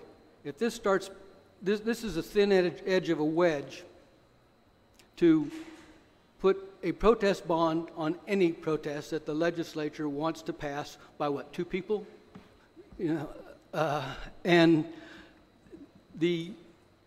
this was proposed when the governor vetoed the comprehensive procurement reform bill. He did so because he felt it should contain a protest bond. Now, I protested that requirement. The chamber stood up in unanimous disapproval of the concept of imposing any kind of a protest bond. Having said that, there is in the procurement reform provision a proposal that a bond could be put on a procurement at the level it gets to the courts, in the same way that a bond can be required for an injunction. And there are rules for that. It's in the discretion of the court to do it or not. But it would have gone through the relatively quick process of the procurement process through the agency and the OPA. The black hole in procurement is the court. You don't have any direct authority over the court, so you use the agencies as your whipping boy. But that's not where the problem is. You're not focusing on we should focus on getting a better process required in the courts, not a civil action, but a writ or a judicial review of an administrative decision process. You should streamline that process. This does nothing for you. What does putting a protest bond on this do anyway? I mean, you're going to, as a bidder, you have to put that up, whether you win or not. You pay that cost up front. Now, it may be, dissolved later, but you've already paid for it. It adds to the cost of the procurement. And, as I said before, it chills the willingness of the necessary competitors that you have out there who provide the government the things that the government needs. Now, I think there might be a perception that there's a deep well of people willing to jump at any dollar that Guam dangles in front of them, but I've been at this for 40 years, and I can tell you that ain't so. We turn down a lot of opportunities to provide stuff that we can provide very, very well, but we're just not going to play business with Guam on a lot of stuff. As General Counsel at Jones and Guerrero. So this is ill-conceived.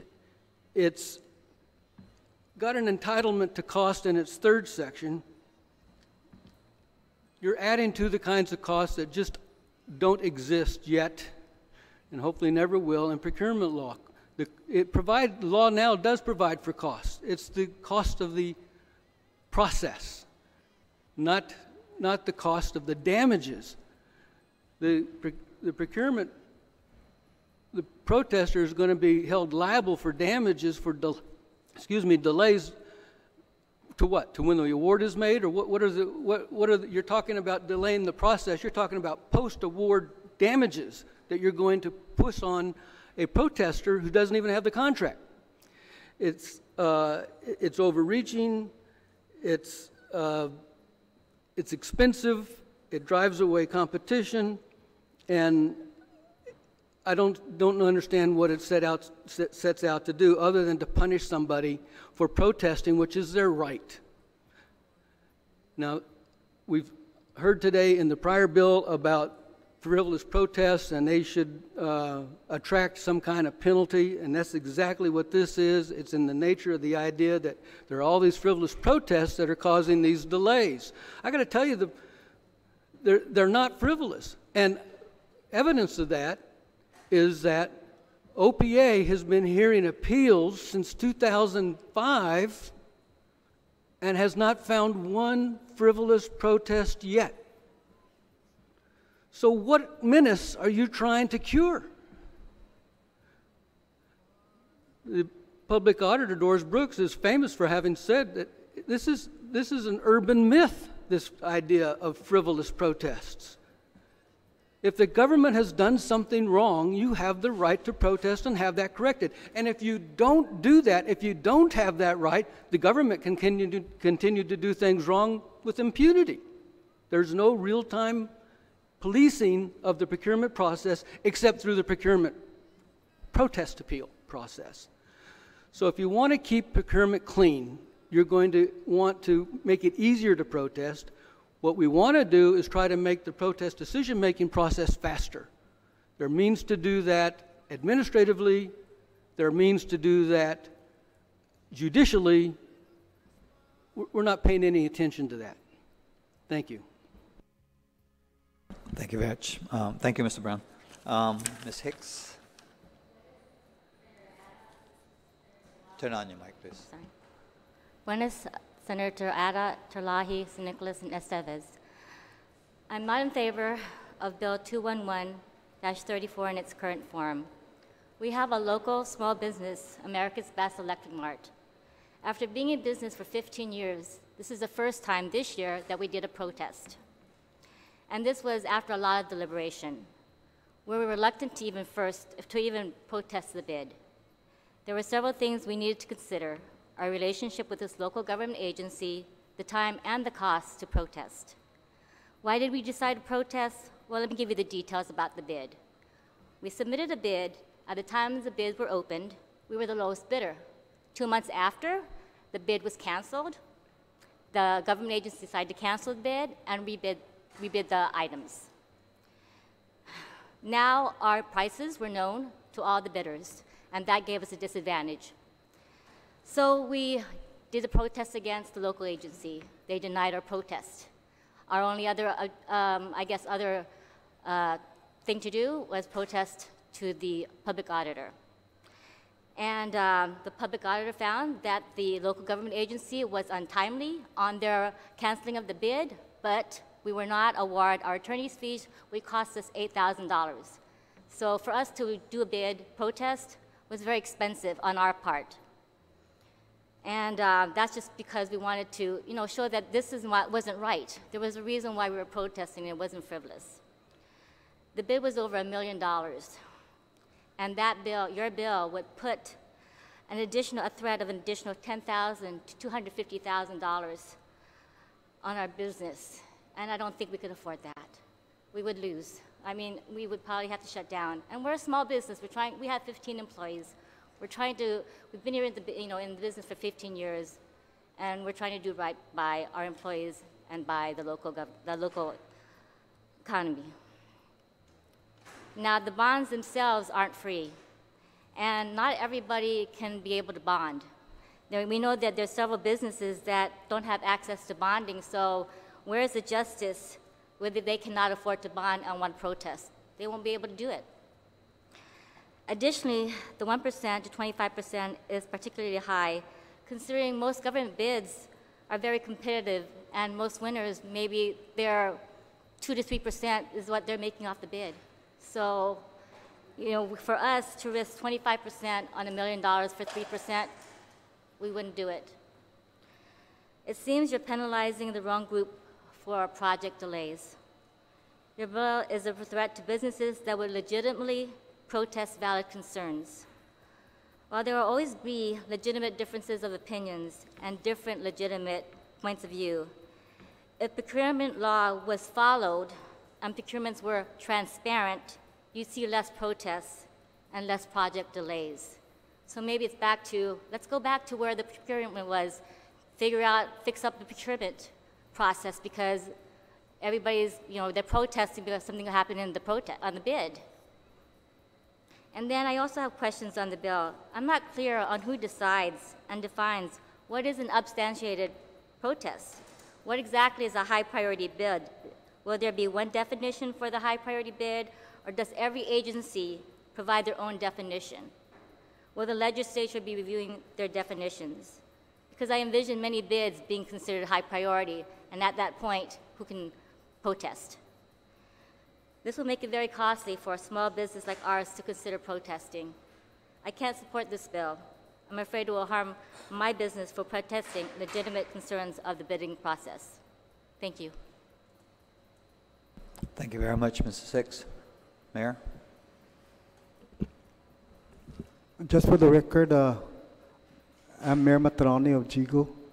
And I also, before I move forward, I want to thank all you senators for sitting here and listening to us. And I hope that you understand, you know, there's different of opinions. And I support this bill, but it looks like it's got a lot of tweaking to do, because I hear what this lady right next to me is saying, but I also understand what that gentleman is saying over there. You know, there's just a lot of things that you have to really consider about this bill, because I'm testifying on support of this bill because of Simon Sanchez, but you know, it's always different on who's protesting. But I really think that if you're protesting because you believe in what you see, and you think that it's wrong. So if you think it's wrong and you think that you're right about your decision, then put your money where your mouth is. That's what I think. You know, and you know, there's always different of opinions, and even though I support what this lady is saying, you know, I support what I'm thinking about moving Simon Sanchez forward, because the kids are suffering, and that's why I'm supporting this bill. So at saying that, I support this bill, but I think that we just have to look at it and fix the things, and, you know, not hurt other people when we don't need to. Thank you very much. Thank you very much, Mr. Mayor. Senator, do you have any?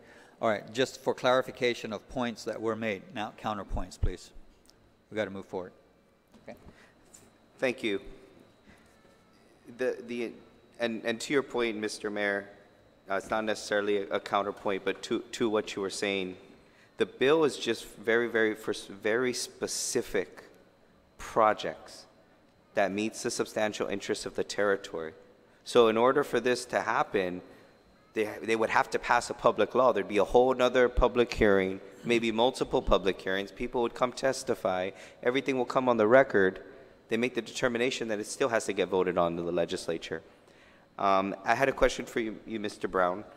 Are you aware of any states that have protest bond requirements? I believe there are a couple of states. I think Utah is one. It's been considered by the feds on numerous occasions, and the feds keep pushing it back, said no. They have recently adopted a rule that if you're going to protest, you pay the cost, just like you pay a court fee to file a lawsuit, but it's a couple $100. And the problem about this is you want the protester to provide a bond for an amount that nobody knows if it's going to ever be required, or to what extent it's going to go, because you want all the delay costs to be covered by this bond. And you don't know. You're not in charge of those delays. Once these things get to court, the court cases get drawn. I have won twice before OPA appeals. The OPA terminated the contract, said it was unlawful, should never have been, is not in the best interest. We have the sign-up sheet for that. So, waiting for it to be reprotested, but the person who had the contract appealed it to court, and they kept it in court until the time they ran the contract out for 4 years, and then dismissed the case. Smacks to me of frivolous protest, but courts didn't see it that way. And to your point, you know, that's an approved, as I understand the procurement law and other models of different states, that's an approved process. That affords due process that's right for the business under the law. I'm not denying the due process part of it. I'm saying you're putting the cost on somebody who probably doesn't deserve it. Not all of the cost. I think, and I'm not here to argue, it's maybe speculative at best. And the intent of the bill is it's not going to cover all the delays, obviously. Only a certain portion. It's just some recoupment. It's just some kind of a penalty then, because you don't have it assessed to anything that's quantifiable, except the person has to pay that bond in order to file a protest. So there are 5 states that have protest or appeal bonds. And if you were to look at the different models, California is an automatic 25% on every protest. Florida is 100% of the appeal. 100% of what the procurement is worth has to be bonded for the appeal.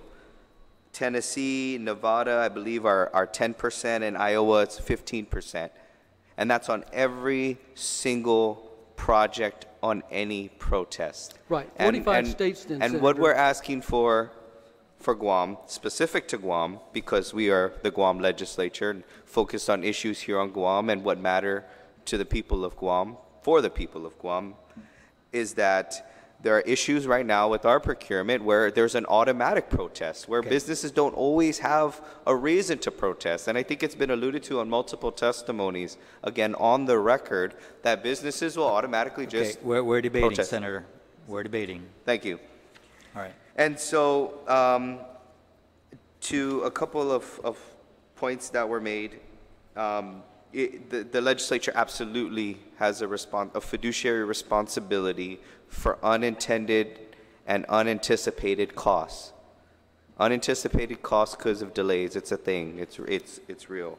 And we have a responsibility to address those things. That is purely in the legislature, to find money that was not appropriated and pull from somewhere else, and that belongs within the sphere of the legislature.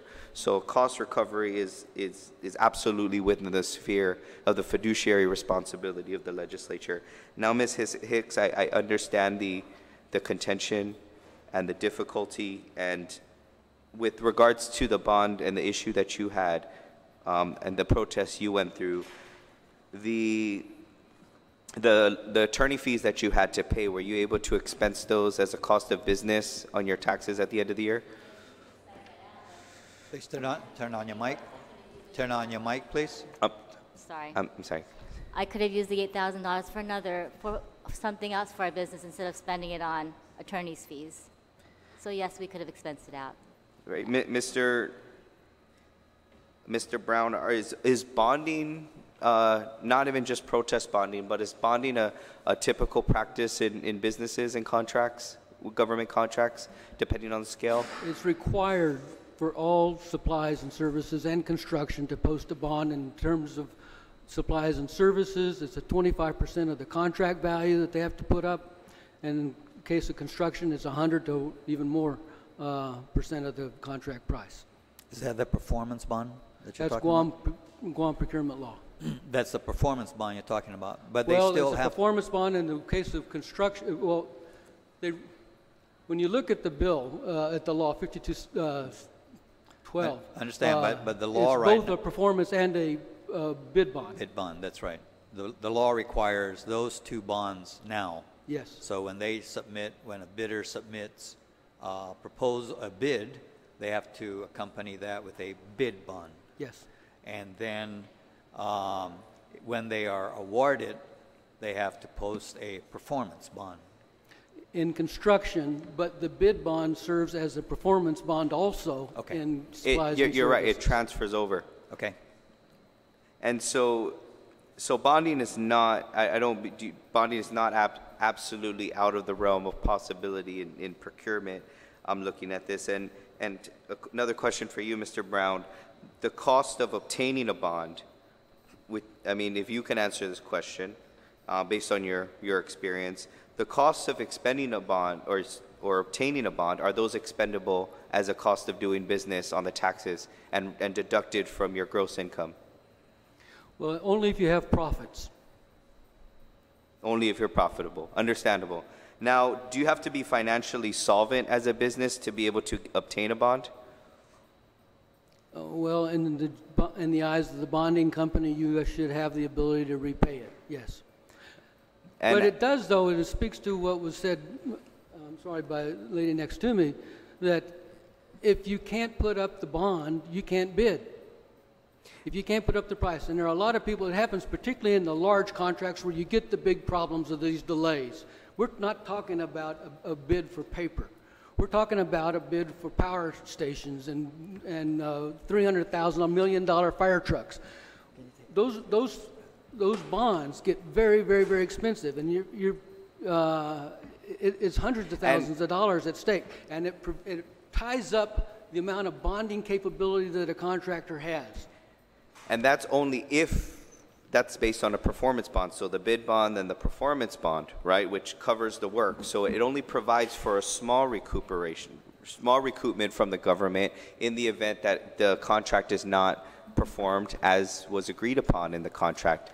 But that does not mean, I think there's kind of a loophole here with the protests to where the government, it's looking like, and based on what we've seen, is the government will still sustain costs that is not recuperated in any which way, because a company that loses the bid, that is protesting just to protest, can delay the process, cost the taxpayer dollars, and not have to put up a penny. But now, again, remember, this is, and I'm not, yeah, I'm going to be closing up, Madam Chair.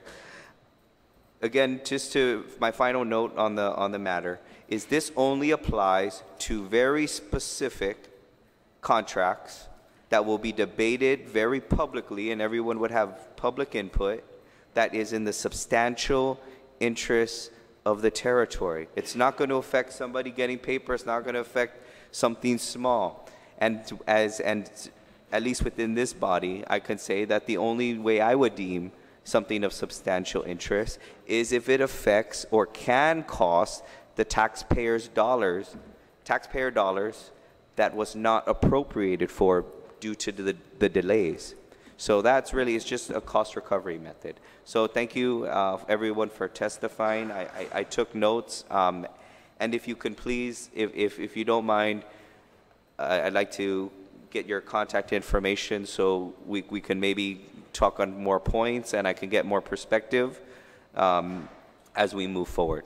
Thank you. Thank you. Thank you, Senator. I will give you my contact details. I suggest that you take the procurement training class also. All right, thank you very much. There's no further questions. We'll consider Bill 211-34 as having been duly heard. Any further written testimonies can be provided no later than next Friday, December 22nd. Thank you. The next bill up is Bill number 213-34, introduced by myself. It is an act to provide for a land exchange of private property that is being used as public access in the Chalan-Famha municipality of Chalampago-Ordot with government property in the municipality of Dedido, and for the deletion of an unused dedicated easement in Chalan-Famha and the return of that deleted easement to the original landowners. There you are. Providing testimony is Mr. John Q. Santos, and you're the landowner, correct? Okay. Mr. Michael Borja and Ms. Hope Cristobal. Jury duty, okay, fine. Well, she signed in favor of, so we'll go ahead, Mr. Santos, please. Mr. Santos, did you want to join? No? Okay. Okay, so we'll start with Director Borja. Again, good afternoon, Mr. Chairman and Senators. My name is Michael Borja, the Director of the Department of Land Management. On Bill number 213-34, the purpose of this bill is the exchange of land used for a roadway on private property for government land. It further proposes to delete another property's subdivision easement dedicated in accordance with the subdivision law. Now, lot number 3287 in the municipality of Chalampago, owned by the estate of Francisco Cruz Santos, is proceeding through a land registration in the Superior Court of Guam, and it's described, and I listed down here, as an area containing approximately 20,725 square meters, as shown on Survey Map 343 FY94. This lot is in Famha-Ordot, where the actual roadway that serves this property and many other properties in the area is not aligned with the defined public access and utility easement, but instead transits through Lot 3287.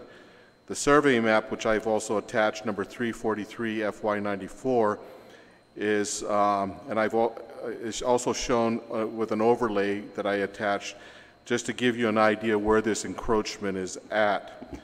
During the land registration proceeding in the Superior Court of Guam, this encroachment by the roadway became objectionable, resulting in the judge to instruct the counsel for the estate, the counsel for the objector, and the Office of the Attorney General to collectively meet with the Department of Land Management to find a resolution. All the parties met on August 25, 2017, and agreed on the following: that natural water streams and terrain prevent the practical use of the defined easement. The existing roadway serves Lot 3287 and many other private properties in the area and needs to be retained in its current use. The estate owner agreed to allowing this road to remain, and the counsel for the objector found this favorable. The estate desires a land exchange with the government of Guam for the property needed for the roadway. And the Department of Land Management agreed to determine the section of Lot 3287 to be severed for a land exchange and to assist with obtaining legislative authorization for the land exchange. The Department of Land Management reviewed the matter and prepared an as-built survey plat to determine the roadway area necessary for a land exchange.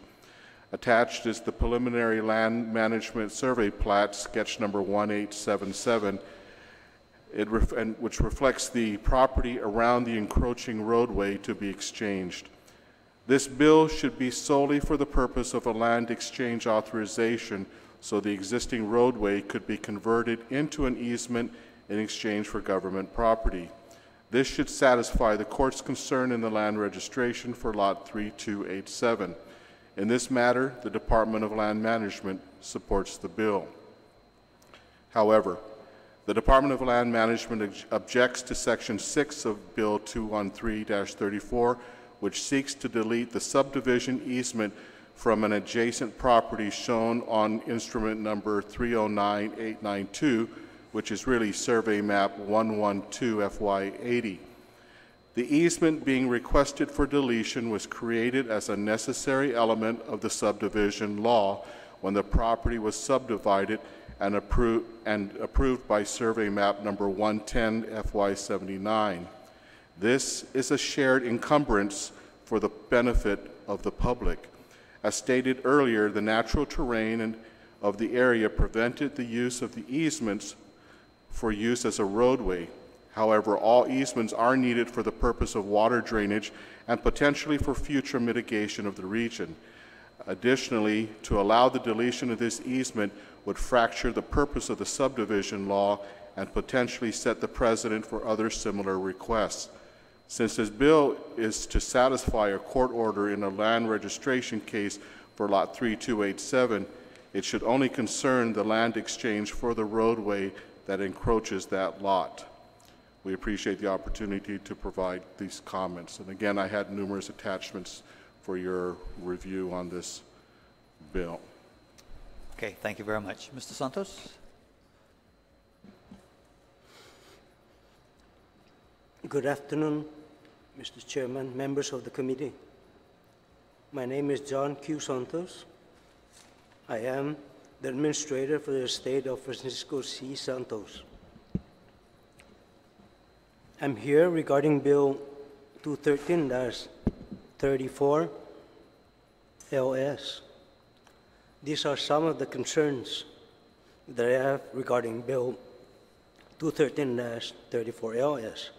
I am requesting that the shaded area between the paved encroachment landmark number 1, located in the northeast portion of the property, be omitted from the land taking. This shaded area is an addition to the existing 50 feet wide easement as depicted on the as-built survey plat drawing. I also request the government to take an additional 35 feet wide on the south west side of the property along the creek and between the paved encroachment towards landmark numbers 4 and 5 for government equipment, staging, and maintenance access for the culvert and creek when clogged during the rainy season, causing flood to our property and other properties along the west side. See same as-built survey plat drawing provided by land management that I used to indicate omitting an addition of land taking. Department of Land Management provided document of the appraised value of the property in Dededo. I am in agreement with the value to value for compensation, but I am now faced with time constraint and not able to have our property in order appraised by a licensed appraiser for comparison. See attached recent photos of ordered and Dededo for comparison. The floating easement was signed off by my father on the Alvarez map in order to make their subdivision possible.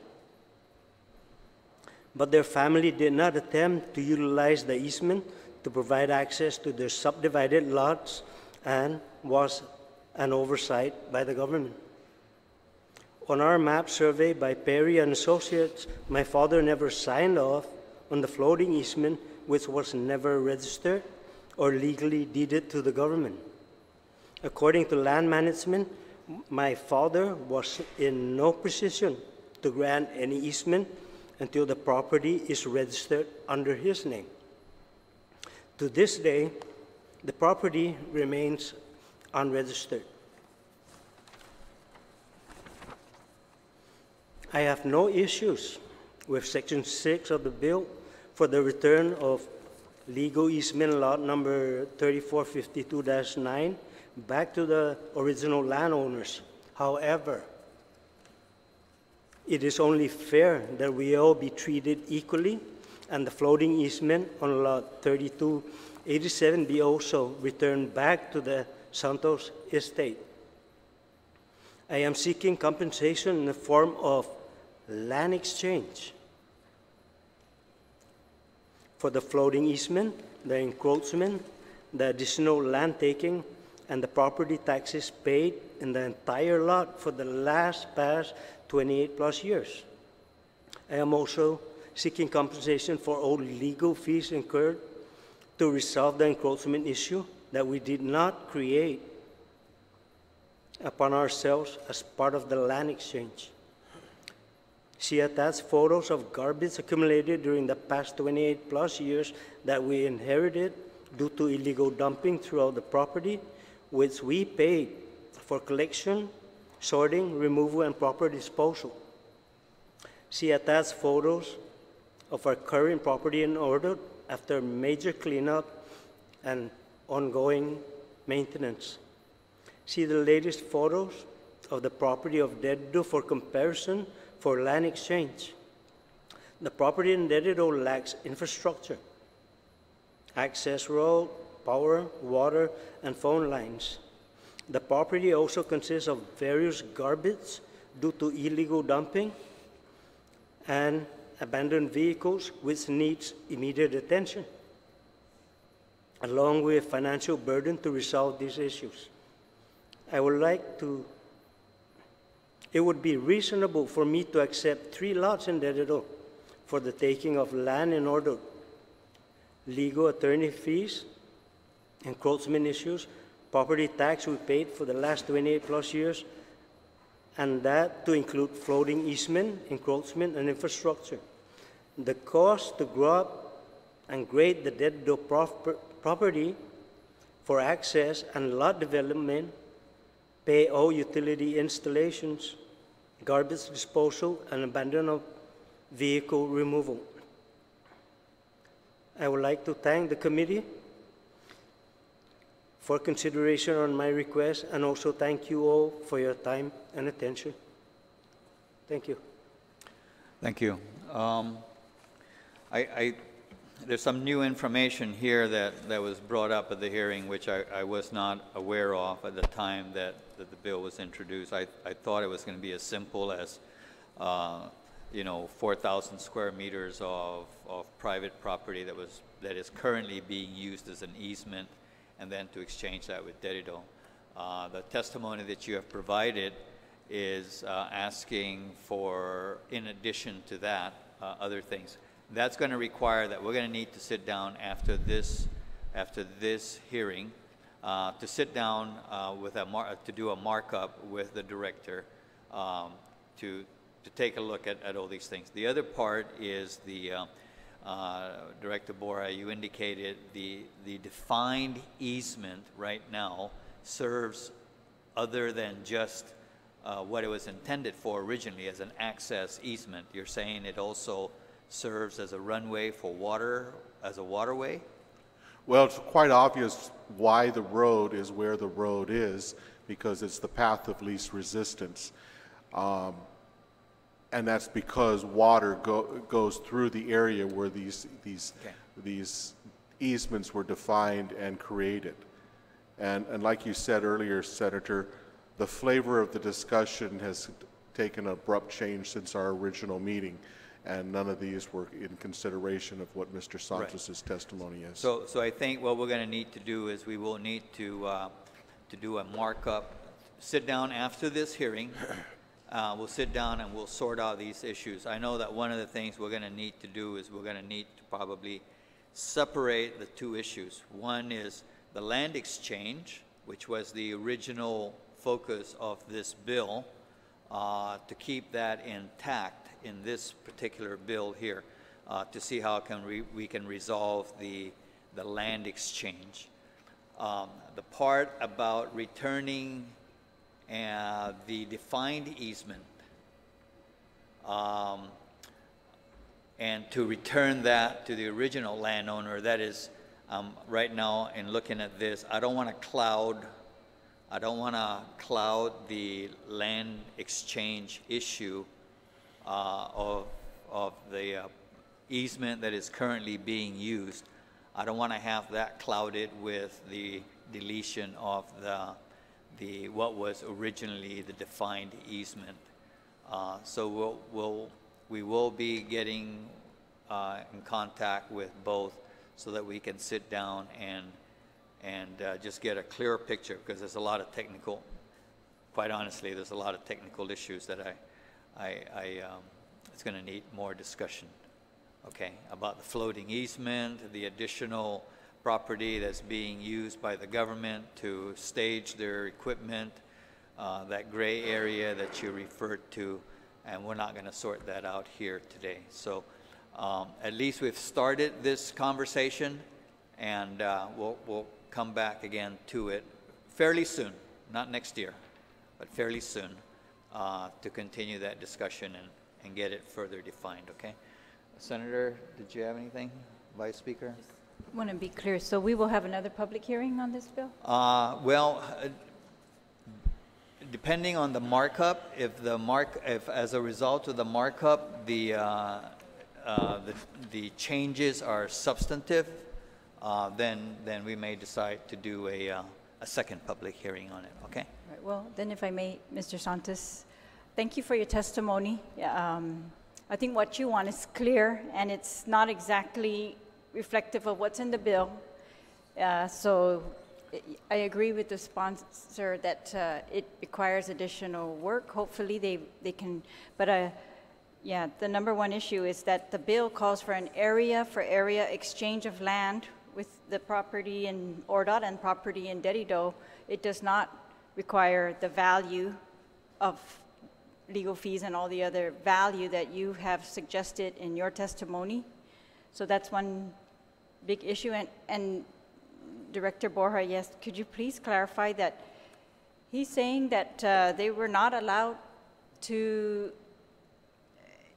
deed an easement over to the government if the property was not registered, but you've claimed in your testimony that this property has been deeded and it is the property of the government of Guam. Could you please clarify? Well, no, on the land survey, land registration survey map that the Santos estate created for the purpose of this land registration, they followed an earlier map from the properties across the street in which the 25 feet of their side of the property was taken for easement, and they dotted a line for the 25 feet on this side, and it was just followed from there. You can see these are very old maps. They were done in dotted line form, which is not a process or a procedure we allow today.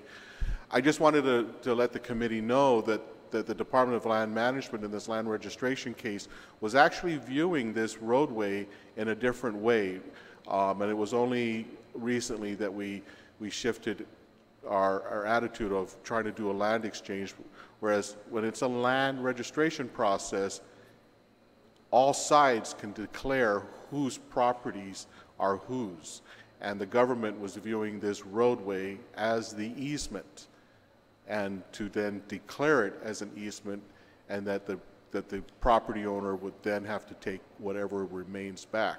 But we've taken another step in saying, well, we'll do a land exchange instead. So that was what we were coming at, and that's what the whole discussion was about. None of these other things were ever brought up to my attention prior to that, so it comes as a surprise to me as well. Who is the owner of the lot that's talked about in Section 6 of the bill that you're objecting to? I believe that's what Senator Cristobal was here to testify about. It belongs to the Alvarez family. All right, thank you. Thank you. Okay. All right. So with that, we'll consider Bill 213-34 LS as having been duly heard, and we will be coming back for a markup on this. Okay? Thank you very much. The next bill is Bill 214, which is a bill to add a new subsection C to Section 62-104 of Chapter 62, relative to creating sibling subdivisions. Basically,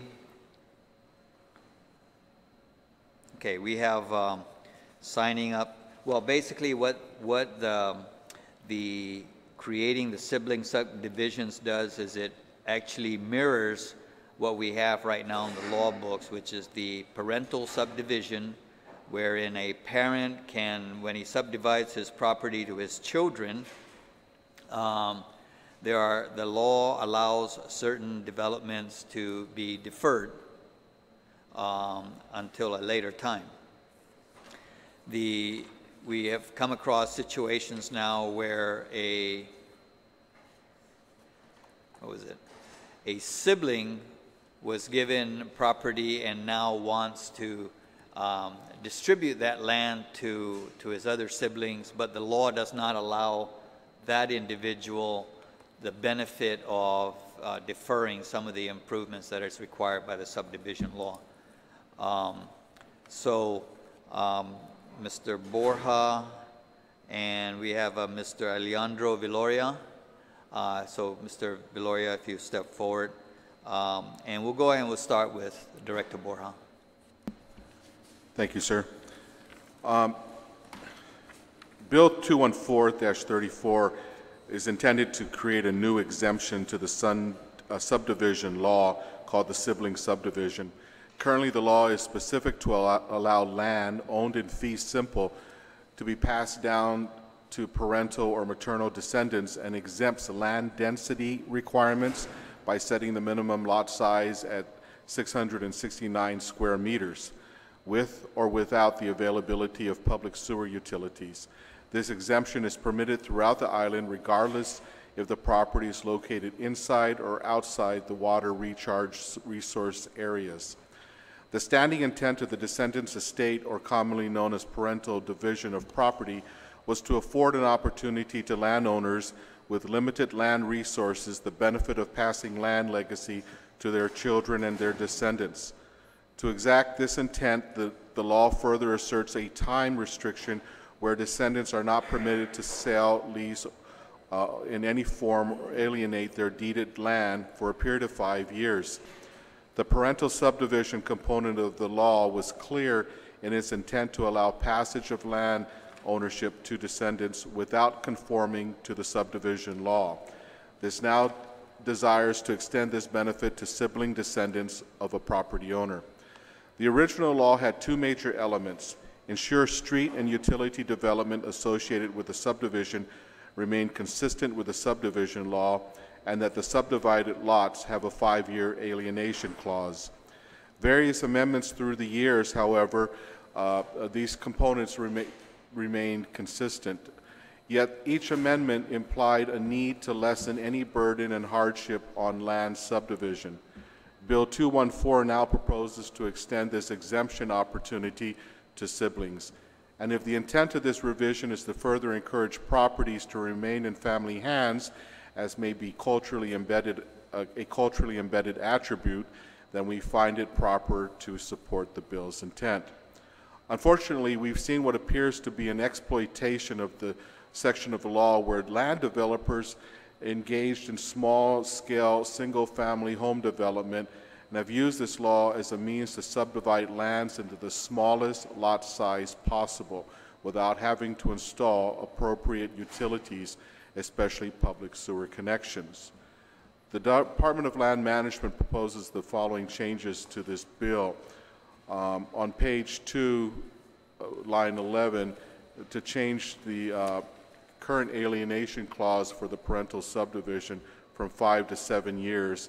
While this alienation period should not burden a vast majority of persons who exercise this process, it would discourage those who use this exemption as a path to skirt the existing subdivision laws in ways it was not intended. And then on lines, items 2 and 3 are pretty similar.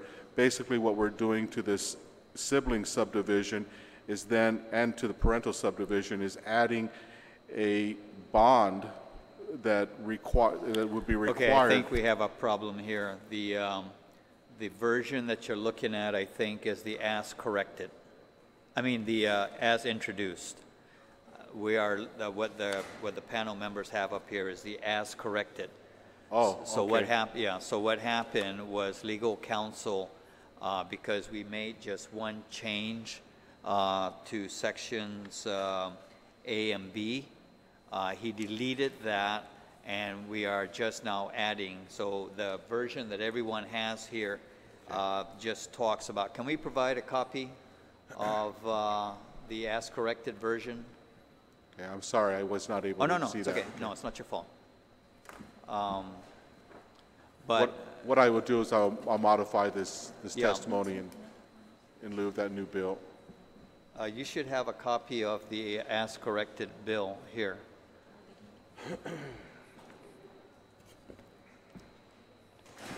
The Vice Speaker doesn't have a copy. Do you have a copy? Yeah. So on the new section that's being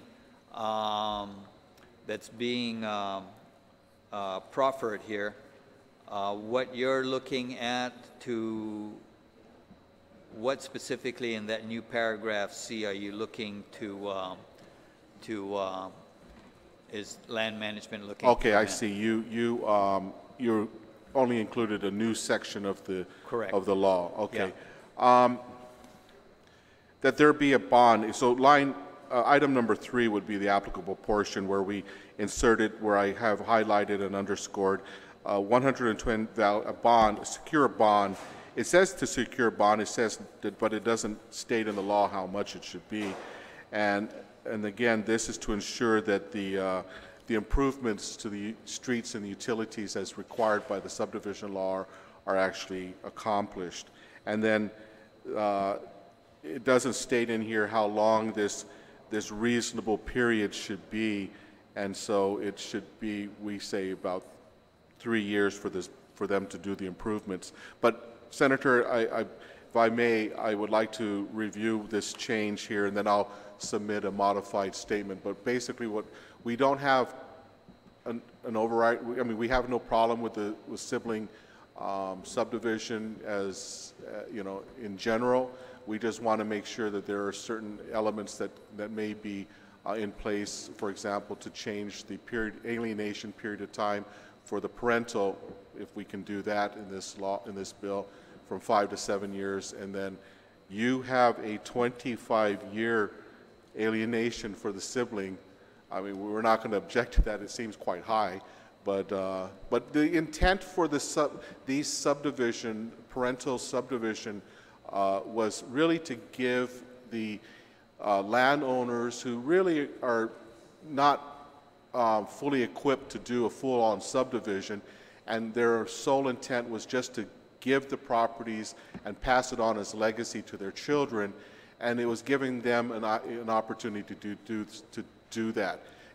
The problem we have is it makes the land really small, and as the minimum size that's required, which will not meet most of the other requirements that are necessary when you go out to get a house built. If you got to get clearances for a building permit with EPA, they're going to say that's way too small for even a septic tank and a leaching field.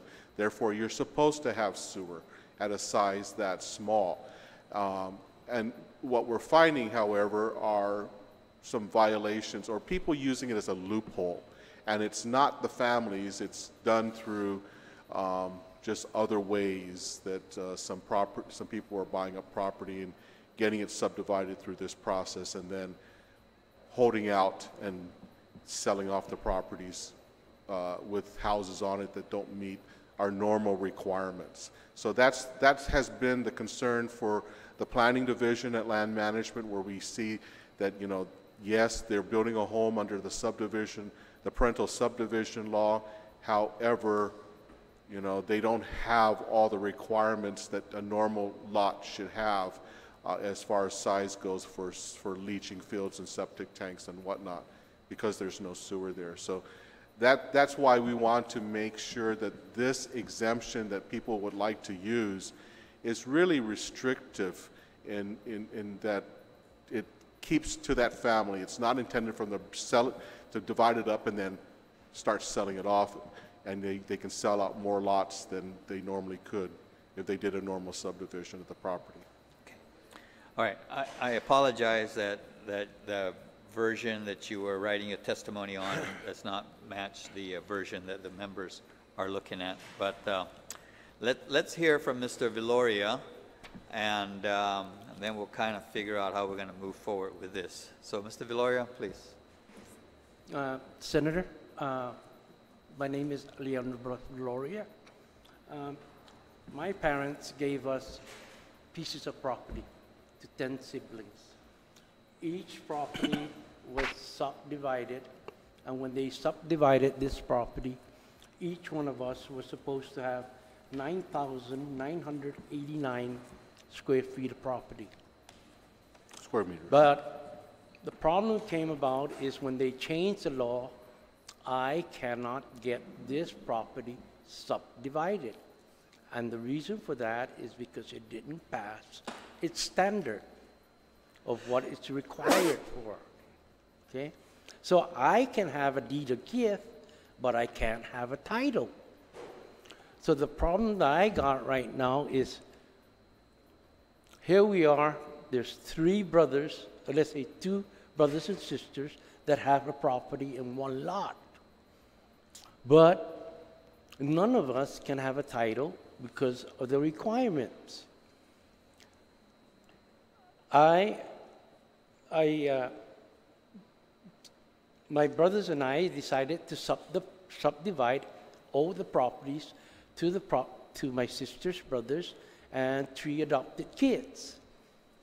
But none of them can move and say, hey, I own a piece of property and this is my title, because I can't get a title. I can get a deed of gift. But let's say, for example, if I should die tomorrow, the property that I think is mine might not be mine, because the other person that owns it can challenge my kids and say, I'm your uncle and I'm the boss. So we're going to go to a conflict, okay? Might go to court. It's going to cost us a lot of money again. And before we know it, maybe we owe more people than anything. Now, I look at this really is that I'm glad you put in a new bill that says, okay, you can have 7,200 square feet of property and you can get a title. Okay? I thank you for that. I thank you so much, because Mr. Borja listened to me, and most of all, you worked in this. But there's still another problem. I come from a big family. Some of them are even under housing. Some are under Gura. And I wish that I one day leave this world, I can give them a piece of property. I'm not going to sell them, I'm going to give them. So I look maybe 9,989 square feet of property. I can divide that again to 2 and give 2 siblings. Because I don't need that when I'm gone. I really don't. But maybe we can keep our family what my mom gave me. And maybe my mom can say, hey man, these kids are doing good. I did a very special thing when my mom died. For 28 years, these properties could not be sold. I put a clause in that. But now I'm getting old, okay? Well, I'm 66. If I can't sell this property at 25 years from now, I'm 91. What if I have a health matter? I'm going to owe the bank, I'm going to owe a lot of people, and before you know it, I can't do nothing with the property, I can't invest anything in the property. Then guess what? The one that I owe just picks that property because it's under my name. And this is something that I want you guys to think about. For me, already at 66 years old, and you're going to give me 25 more years to wait so I can do something about this property for the betterment for myself. I think I did a lot of good with all my brothers and sisters, all of us. We held on this property. But I got a brother that wanted 2 knee replacements. I got a sister with a broken hip. So we sat down and we said, man, you know what? We did this stipulation that we cannot sell. So we decided to make a change. Because, man, we cannot control them. We cannot tell them what to do, but make wise decisions. So that's where I come to you and I ask you, this piece of property that's 9,989, maybe you can make the low go down to 499. So maybe I can give 2 siblings and say, you know what, remember me. Remember your grandmother. Remember where you came from. Not a lot of people do what I'm going to do. But I'm hoping that you guys are going to open your eyes and you're going to say, how many people, I'm part tomorrow, is thinking about the betterment of the kids when I leave. Yes, follow the law, man. If the government says you got to put a sewage, put a sewage. You got to get inspected, get inspected. I got power, water. I built my road. I built a 20,000 square feet of property, both sides, and I built the road. I built the road from the Hunt junkyard all the way into my place. I put a water line all into my place. And I did it with my hard work. So now I'm asking you, hey, think what I'm doing for my family. That's all I ask. And I thank you. I thank you, sir, for doing this. I'll never forget you because you have gave me hope. Now let me have hope for the rest of my family. Because I think what I'm doing what my mom tells me to do. So thank you so much. I appreciate it. All right, thank you very much, Mr. Viloria. Vice Speaker, did you have any questions? Yes, thank you. I don't have the statute in front of me. Mr. Borja, could you just compare what the 7,200 square feet, how does that compare to the parental subdivision? 7,200 square feet. Well, let me say, in a regular subdivision, the minimum size lot is 929 square meters, or approximately 9,989 square feet. And so if that's the minimum size lot in the subdivision, which is about a quarter acre, in an agricultural lot, and that's if you're trying to get something built without sewer. If there's no sewer, that's roughly the minimum you're going to be allowed. And you can get down to much smaller than that if you have sewer. So 7,200 square feet is sorry. But the 9989, that's for a regular subdivision, not for a parental subdivision, right? Correct. So that comes out to about 669 square meters, or like a 16th of an acre, 1.16 acre. So it's really a smaller sized lot. I mean, that's the size that you can get down to if you have sewer. You can get down to 500 some square meters if you have sewer under the current laws. So, you know, depending on what he has available, if there's sewer in his area, he can still bring his property size down much, much smaller. But what about, no, I just want to know, with the parental subdivision, under the current exemptions under the parental subdivision, what is the minimum lot size? 7,200 square feet. It's the same as what we're proposing here for parental. I mean, for sibling subdivision. Correct. Okay, that's what I want to know. Yeah. But in the parental, it's a 5-year restriction versus the 25 years as proposed here for the alienation. You're right. But like I said, we prefer if that went up even for the parental subdivision to at least 7 years. All right, and then can you just explain on your language that you're proposing to add, of no less than 112% of the value of the total land area? Well, that's the bond. Yes. The bond on the value. In other words, they need to do the subdivision requirements But you're taking the total land area to be subdivided, meaning the entire sibling subdivision area, and 112% of that value? How do you calculate that? Well, if you're going to take a big lot, let's say he's talking about trying to divide a small lot into smaller lots. Yes. But if you had a 5-acre lot and you wanted to divide into sibling sizes. How would you apply your formula?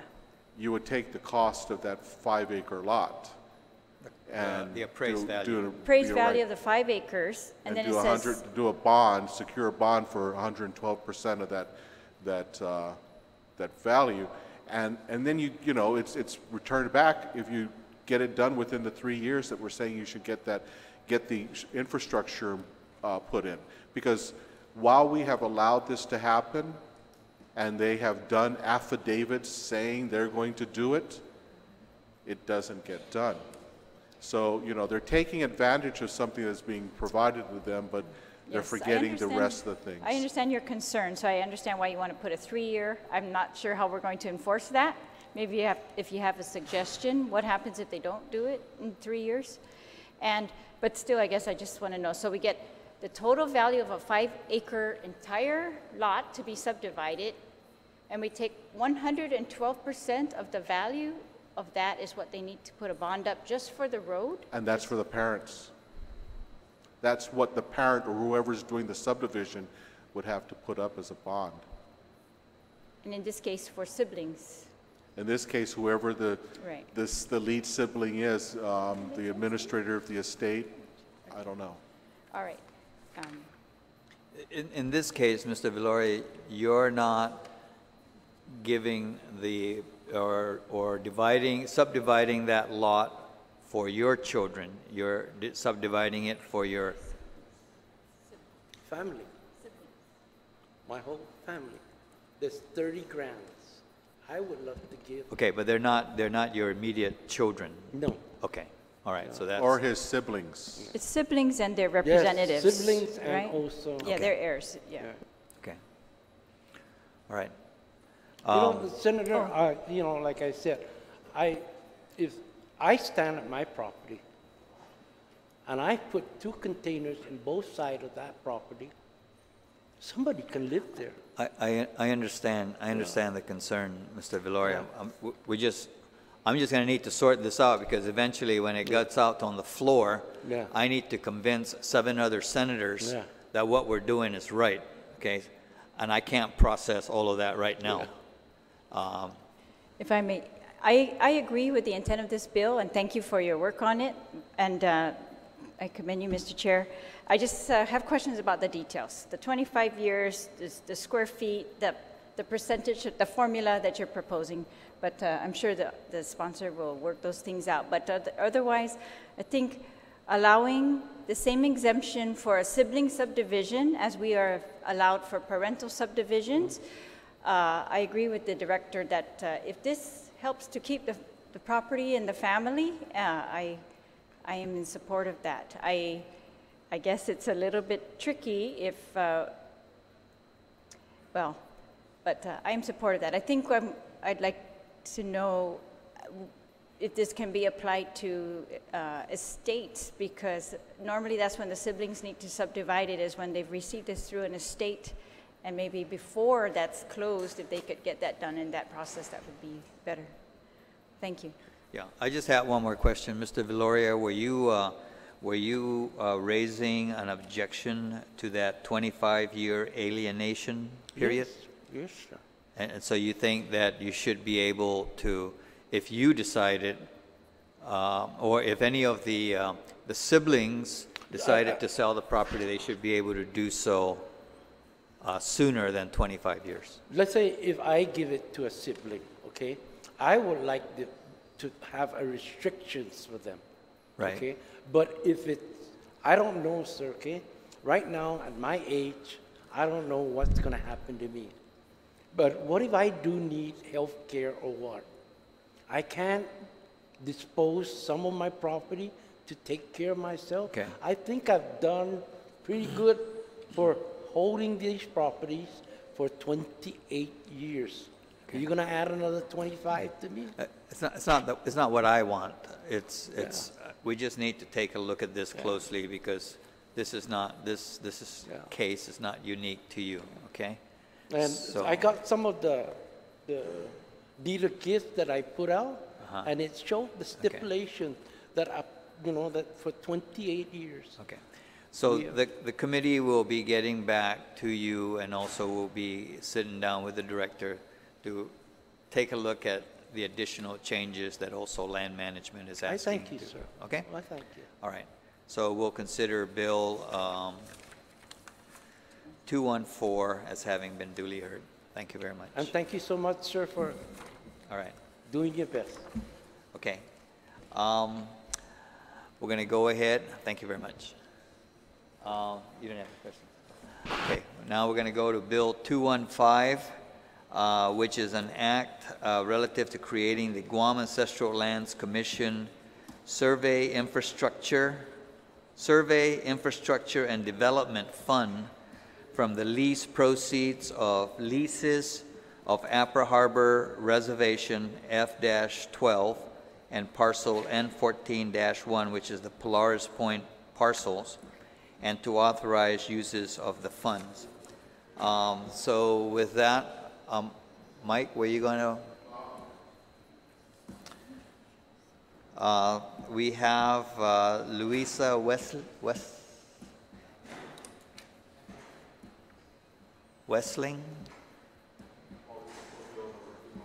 215. 215. This is the ancestral lands.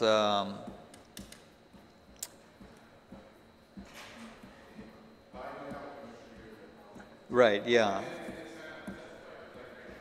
Okay, so Ron, are you going to provide?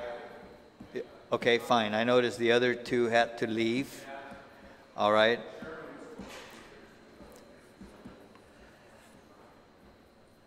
Tony Etta was here and he had to leave. Louisa Westling had to leave. Who's going to testify? Are you going to testify as the executive director? Okay. All right. So basically what the bill proposes to do is to create a survey, infrastructure, and development fund, and the use of those funds is basically as it states there. We have a number of ancestral lands, crown lands, that belong to Gov Guam, right? And some of those tracts of land, as I understand it, have not yet been surveyed. I believe there's 2 tracts that haven't been registered in addition to that. And then insofar as the infrastructure, roads to go into these areas for potential to facilitate development, that's what the fund would be used for. The source of funds will come from the proceeds of the leases, of the lease that was of the Polaris Point parcels, which I understand is about $250,000 a year. So basically then the bill proposes to take those revenues, put it into this new fund that's being created for that specific purpose, okay? And when that purpose has been satisfied, then we can go back and revisit that and delete the account or whatever and free up the money. So we'll start with Commissioner. Buenas, Mr. Chair and Senators. My name is Ron Clave. I'm a board commissioner with the Ancestral Lands Commission. We have only a couple of concerns real quick. We're basically in support of the bill. What we're concerned about is the first one is in light of the recent previous court rulings regarding the beneficiaries, who the beneficiaries are of the trust. How would that relate with that, concerning that it only stipulates a certain group, like for PD it will be just one group, whereas we feel the way we interpret the ruling is that it has to benefit the whole beneficiaries of the trust, like private entity. Maybe it doesn't apply to that. I just want to bring that to your attention. So in other words, your understanding is that any revenues generated from Crown lands, from the Crown lands in the trust, solely for the benefit of original landowners who were not able to get back their lands. No, just the trust. Whoever is the beneficiaries of the trust. Okay. Just them. That's a whole. The trust. That's right. Yeah. Those. The beneficiaries of the trust are those landowners, for example, whose land is under the airport runway. Whoever benefits, that we would determine who benefits under that trust. So if it applies, I'm not sure how the interpretation will go, but it probably would. We don't know. That's one concern. Okay. The other one is that we would like to see it, if it's possible for the board to go ahead and pull out the funds as we see per project, as opposed to just having it all the revenue from the port go into one straight fund. If it's possible for the board to have the authority to go ahead and per project, have the authority to take out the funds per project, and that strictly that amount that's called for, be taken out for that. Okay. That's what we're looking at. Otherwise, what the bill is looking at is that stream of funds, which is about $250,000 a year, I think, is what was estimated, would go into this account, and then out of there, the commission would then take funds out to So what we pay understand for is surveys. just basically the lease agreements we have right now. I don't think that pertains to future lease agreements that we have. This one is strictly just for the Polaris Point. I mean, it might work. It might work okay the way you have it, but I think we would like to see it that we would have it per project, and we decide, to take out the funds and put it in that fund. Okay. From the trust. I don't know if that makes sense. Yeah. We want to be able to decide, right, per project. Understand. Yeah. But what the bill is doing is it's taking that entire proceed, putting it in the account. Then you decide which projects. Yeah, but the thing about it is just it's in that fund. I don't think we have the authority to put it back in the trust. We rather see if we can take it out of the trust and Okay. put it. All right. So your concerns duly noted. Yeah. Okay. Okay. That's it. Thank you. All right. Director Bora. Again, thank you, Senators, for sitting through this afternoon's meetings. The Ancestral Lands Commission has not had an opportunity to speak, to discuss this as a group. That's why I was kind of holding back from discussing this. But I want to speak about the funds and the money from the financial side of the house and from the audit side of the house. None of the monies going into the land bank go in through the government of Guam. Right. They're deposited directly into this land bank, and they're audited annually, and we do a good job doing that. In this specific way, I beg to differ from the commissioner, but I would like to have that money. If we're going to create this fund, then we would create another fund account specifically for this purpose and keep it completely separate from all the other monies that are sitting in the land bank, so that it's not part of the land bank itself. What's the source of funds for the land bank right now? I know some of it was when land was sold, the Crown lands was sold to GWA. That was about $500,000. We haven't received that. Well, yes, there's those but there's roughly $5 million in the accounts from all the past rentals that have been ongoing. So there's been years and years of leases. All right. So that fund is kept separate, and they're all in time certificates of deposits and whatnot. So we call it the land bank, and we want to keep that completely, totally separate in every which way from what this infrastructure account would be, so that it's not, we don't mix things around. But that money has been accumulating in there and it cannot be dispersed because why? Because we do not have approved rules and regulations for doing the disbursement, and really it comes down to what the Attorney General has told us, is that the description or the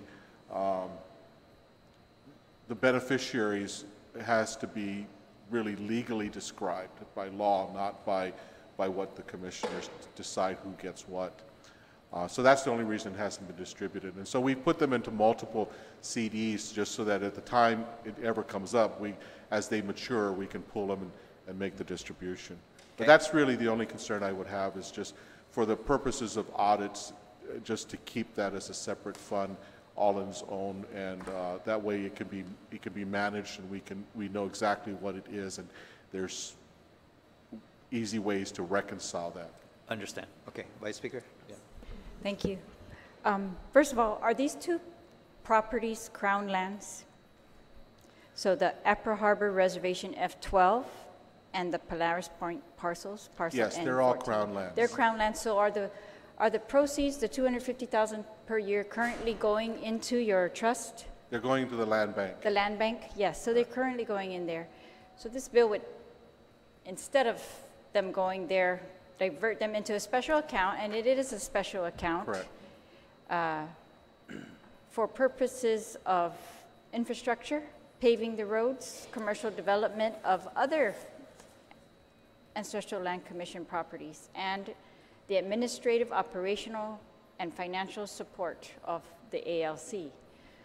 Okay, so I just wanted to confirm whether that was the status of the property. I understand the concerns, yeah, now, but also, how is the staff that mans the Ancestral Lands Commission, where is that money coming from to pay for that, for those employees? Currently, that comes from the general fund. There's a $90,000 appropriation each year for that purpose. And there's really no reason why the Ancestral Lands Commission and the revenues that it's earning shouldn't be paying for that itself, correct? The writing has been on the wall. Yes, you're correct. All right. yeah, I'm concerned that the commission itself has not met to discuss this bill, so I'm hoping that we would have another public hearing after they meet to discuss it, so we can hear from all of them, I guess, or at least get some formal testimony from them. All right, but thank you. Okay, well, what I would like to do is consider Bill 215 as having been duly heard. We'll have a markup so that after the Ancestral Lands Commission has had a chance to meet, and if then your position and the changes that you would like to see made to the bill are quite substantive, such that it's quite a different bill, then we will have a new public hearing on a substitute bill. Otherwise, if you're pretty, if after the commission meets and you're pretty much in agreement with what's here, then I don't see a need to, and the bill is not changed substantively, then I don't see the need for a new public hearing. Well, it's up to the chair, but I would just like to be able to question the commission members as to their findings. Well, let's get their findings first. I've had a copy of this, so the conversation started. Senator Esteves, did you have a question? Okay. So I will declare Bill 215 as having been duly heard. We will have a markup after this, give you an opportunity, the commission, to submit its testimony, and if there's any substantive changes that will have to be made, we'll cross that bridge when we get to it. Okay? Fine. Thank you. All right, we get to our last bill. Bill number 216-34. It's an act to grant administrative jurisdiction of a 4-acre portion of parcel 1-3 as shown on an attached map, PD. Basically, for purposes of the commission members, this parcel that we're talking about is that green space that exists between the eastern boundary of the Port Authority and where the Guam Power Authority is. Can we put up the graphics on that?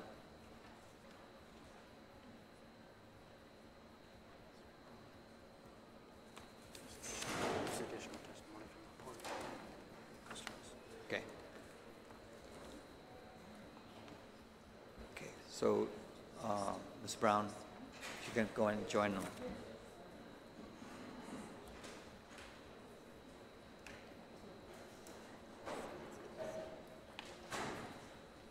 Director McDonald, did you want to join them up here?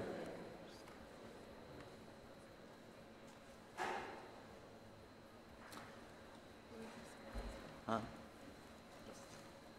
Who's the guy in there, you know? He's the new customs chief. Tom Hertzlet, you had signed up also? Yeah, we got an extra chair there. All right, so I'm just waiting for the graphics to be put up.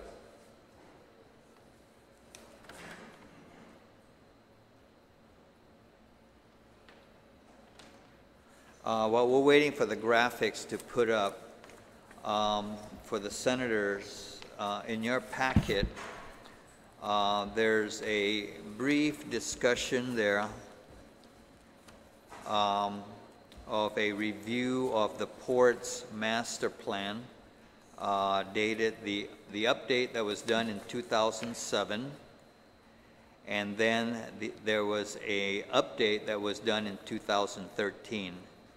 And in comparing those two master plans, there was basically 3 salient points that can be drawn from that comparison.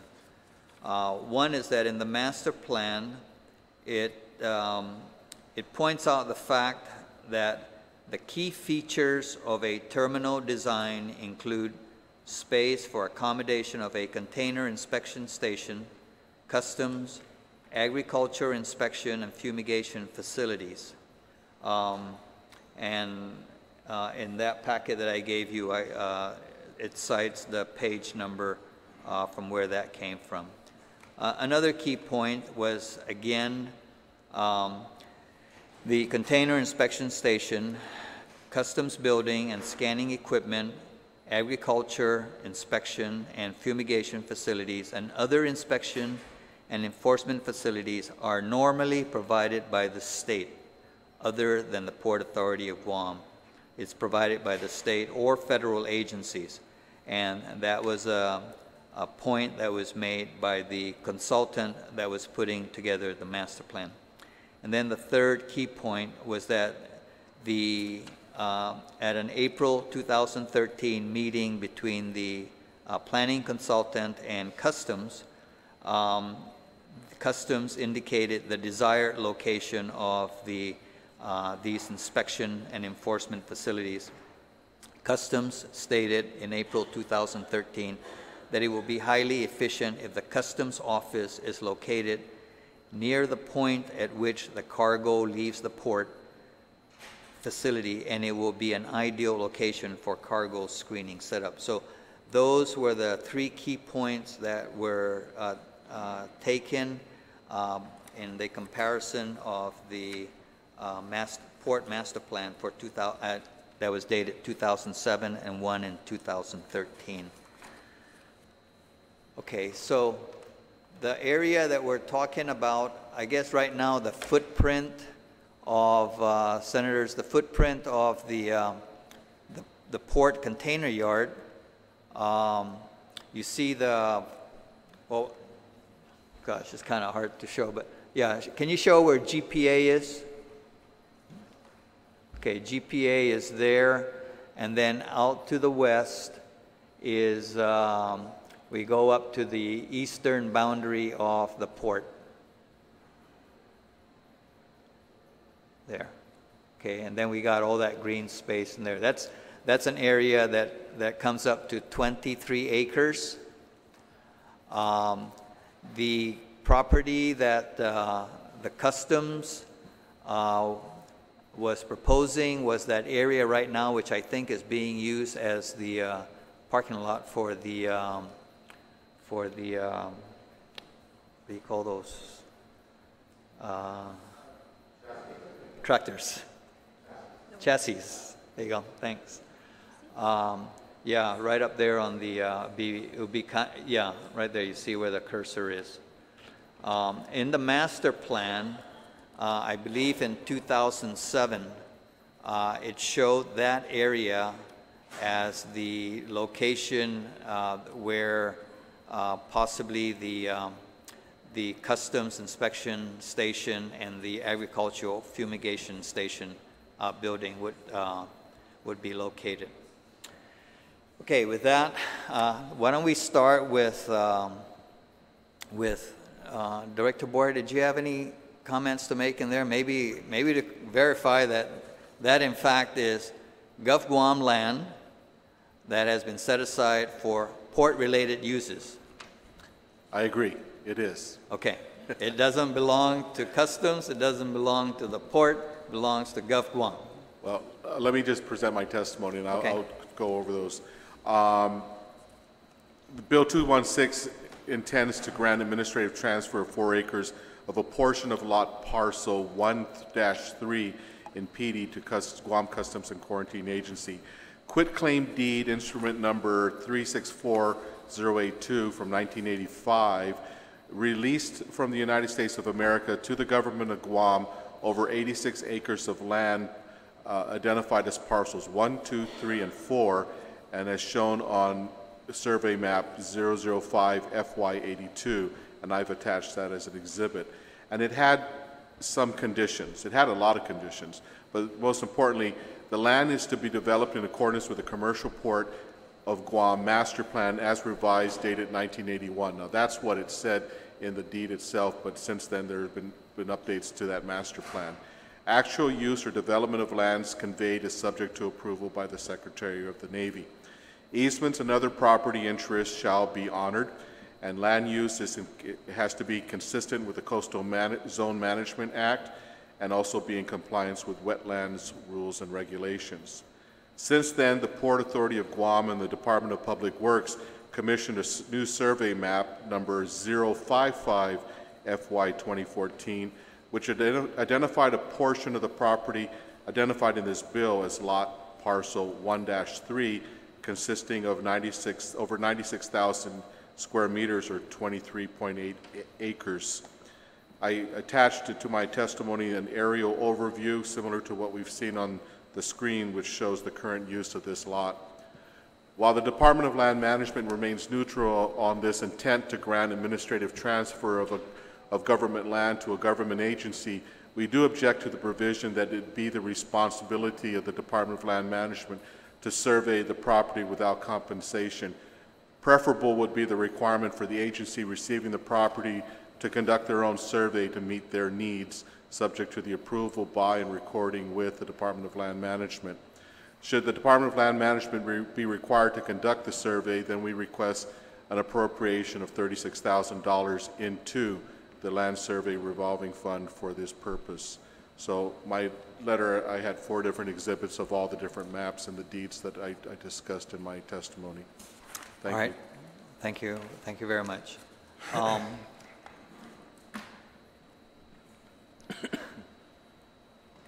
I'm going to go ahead and we'll go next to customs.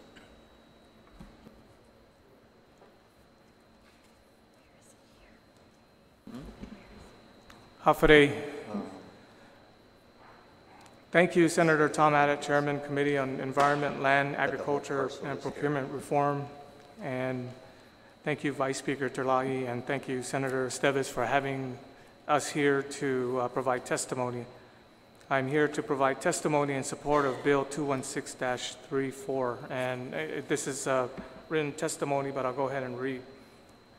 Buenas and Hafade. Guam Customs is the federal and local government instrumentality in which customs inspections are conducted to protect our people, our resources, and our island. Customs collaborates for a myriad of federal agencies, Immigration, Customs Enforcement, U.S. Department of Agriculture, ATF, Fish and Wildlife, DEA, DOT, the EPA, National Oceanic Atmospheric Administration, the U.S. Postal Inspection Service, Department of Homeland Security, United States Department of Commerce, Centers for Disease Control, and other entities. However, we also collaborate for our local agencies, Guam Department of Public Health and Social Services, the Revenue and Taxation, Department of Agriculture, the Police Department, GVB, Bureau of Statistics and Plans, Guam Office of the AG, Guam Environmental Protection Agency, Guam Fire Department, Guam Office of Civil Defense, Division of Aquatic and Wildlife Resources, Department of Agriculture, and Guam Economic and Development and Commerce Authority. The main hub for arriving seafaring surface vessels and inbound containerized freight is at the Port Authority of Guam. Although Guam Customs has a small contingent of customs officers assigned to provide customs inspection services at the Port of Guam, there is a need for an area in which customs can use to expand its capacity to perform its mission much more effectively and efficiently.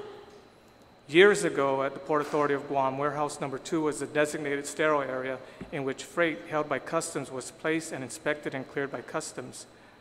Warehouse 2 has since been demolished, and there is a definite need for a customs-centric, sterile, and controlled area in which proper security, sterility, and is centralized for conducting efficient inspections and follow-up customs enforcement actions can be taken. Biosecurity threats such as invasive species could be better treated if a centralized customs inspection warehouse is located where customs can identify, isolate, and mitigate the threats.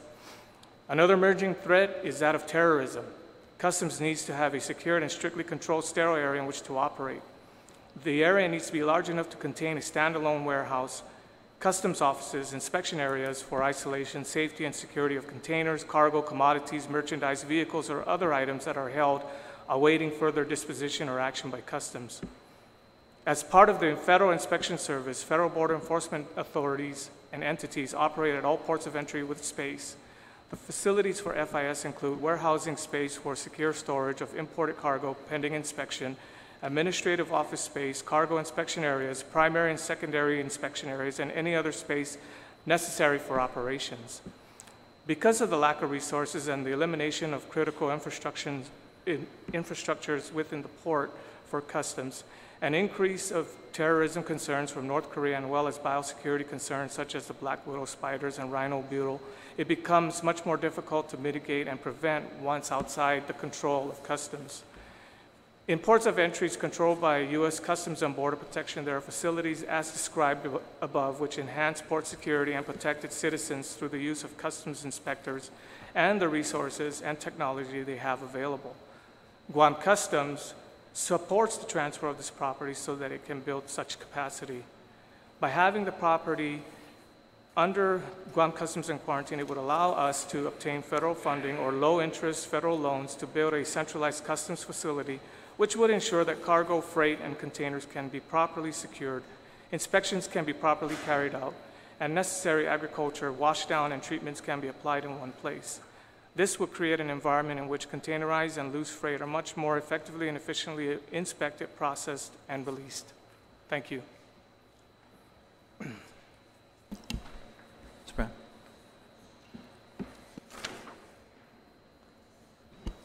Thank you very much again, Chairman Atta. Thank you for the opportunity to testify on Bill 216-34. Upon the conclusion of the Port's review of Bill 21634 LS, it was realized that the reference lot, parcel 1-3, had been earmarked for future yard expansion. This piece of property is a component of the Port's comprehensive master plan for modernization of the Jose D. Leon Guerrero Commercial Port. On September 11, 2009, the 30th Guam Legislature passed Bill number 178-30 COR, an act to approve the Jose D. Leon Guerrero Commercial Port of Guam Master Plan Update 2007 report, and was enacted into Public Law 30-57. Thereafter, Public Law 32-155 was promulgated as the 2013 Master Plan, which superseded and complemented the 2007 Master Plan. Yard expansion through the years. Prior to the 1981 Master Plan, the port container yard was originally 12 acres in size. In 1984, it was expanded by an additional 4.5 acres. Subsequently, in 1991, the container yard was again increased by another 10 acres, as was recommended in the 1990 Master Plan. As a result, over the course of 7 years, the port had expanded its container yard space by an additional 14.5 acres. Most recently, under the 2015 Guam Commercial Port Improvement Project, this increased the total cargo space by 7.6 acres for container cargo and an additional 9 acres for break bulk cargo. The container yard since 1984 has expanded by an estimated 31.1 acres in the last 33 years. The port's current container yard space is approximately 43.1 acres in size.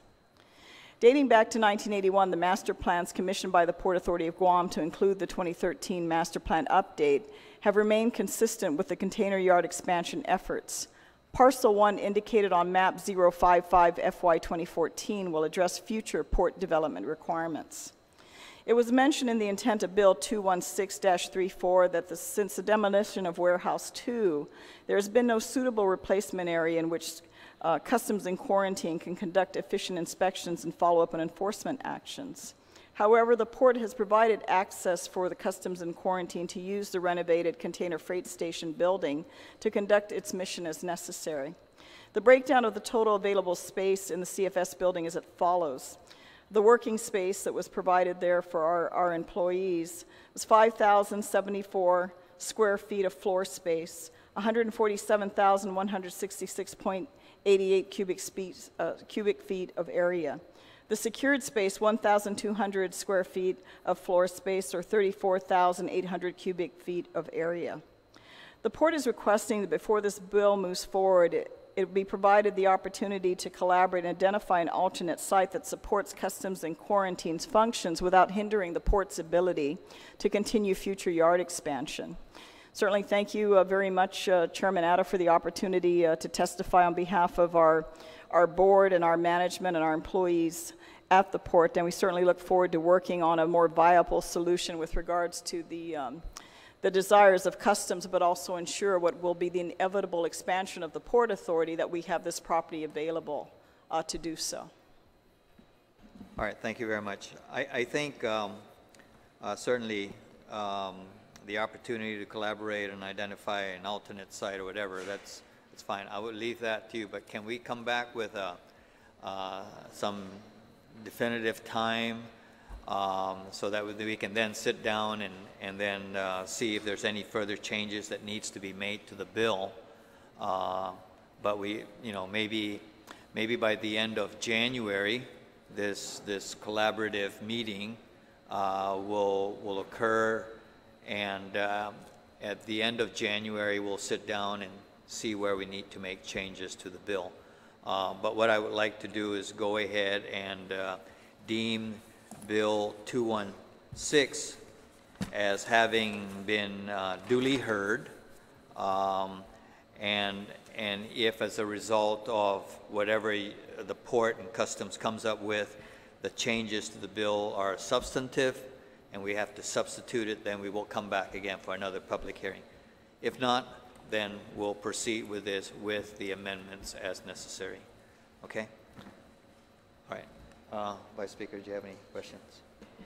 Thank you. Just wanted to confirm, Senator Brown, there's another we have your testimony, and then there's another document that says supporting information to PAG testimony. Is this also Right. from we, you? We provided that for your reference because there is All a lot right. of information. I didn't Okay. want to contain it in the actual testimony, but it's the reference with regards to, because I know the Yes. issue was raised with regards to how did the port get administrative control and what the Okay. history is. Just wanted to And- confirm and- because there's no sign Right. name And in or addition anything. to All right. the 1981 master plan that was required by the Secretary of the Navy, the transfer of the property. So we just wanted to outline how our development up until now to the 2013 master plan for the use of this property. All right, What the thank you. history is that for your reference. Thank you. And then, and Customs, the port in their testimony talks about an area that you've already been assigned at the port, the warehouse. Can you talk about that? I mean, is that sufficient? It seems like, I was not aware of this.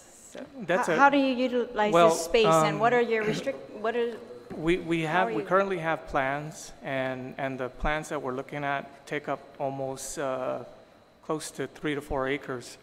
So what we're trying to do is we're trying to make the in line with federal type inspection facilities, an area where you can isolate containers. So of course, a container takes up a lot of space.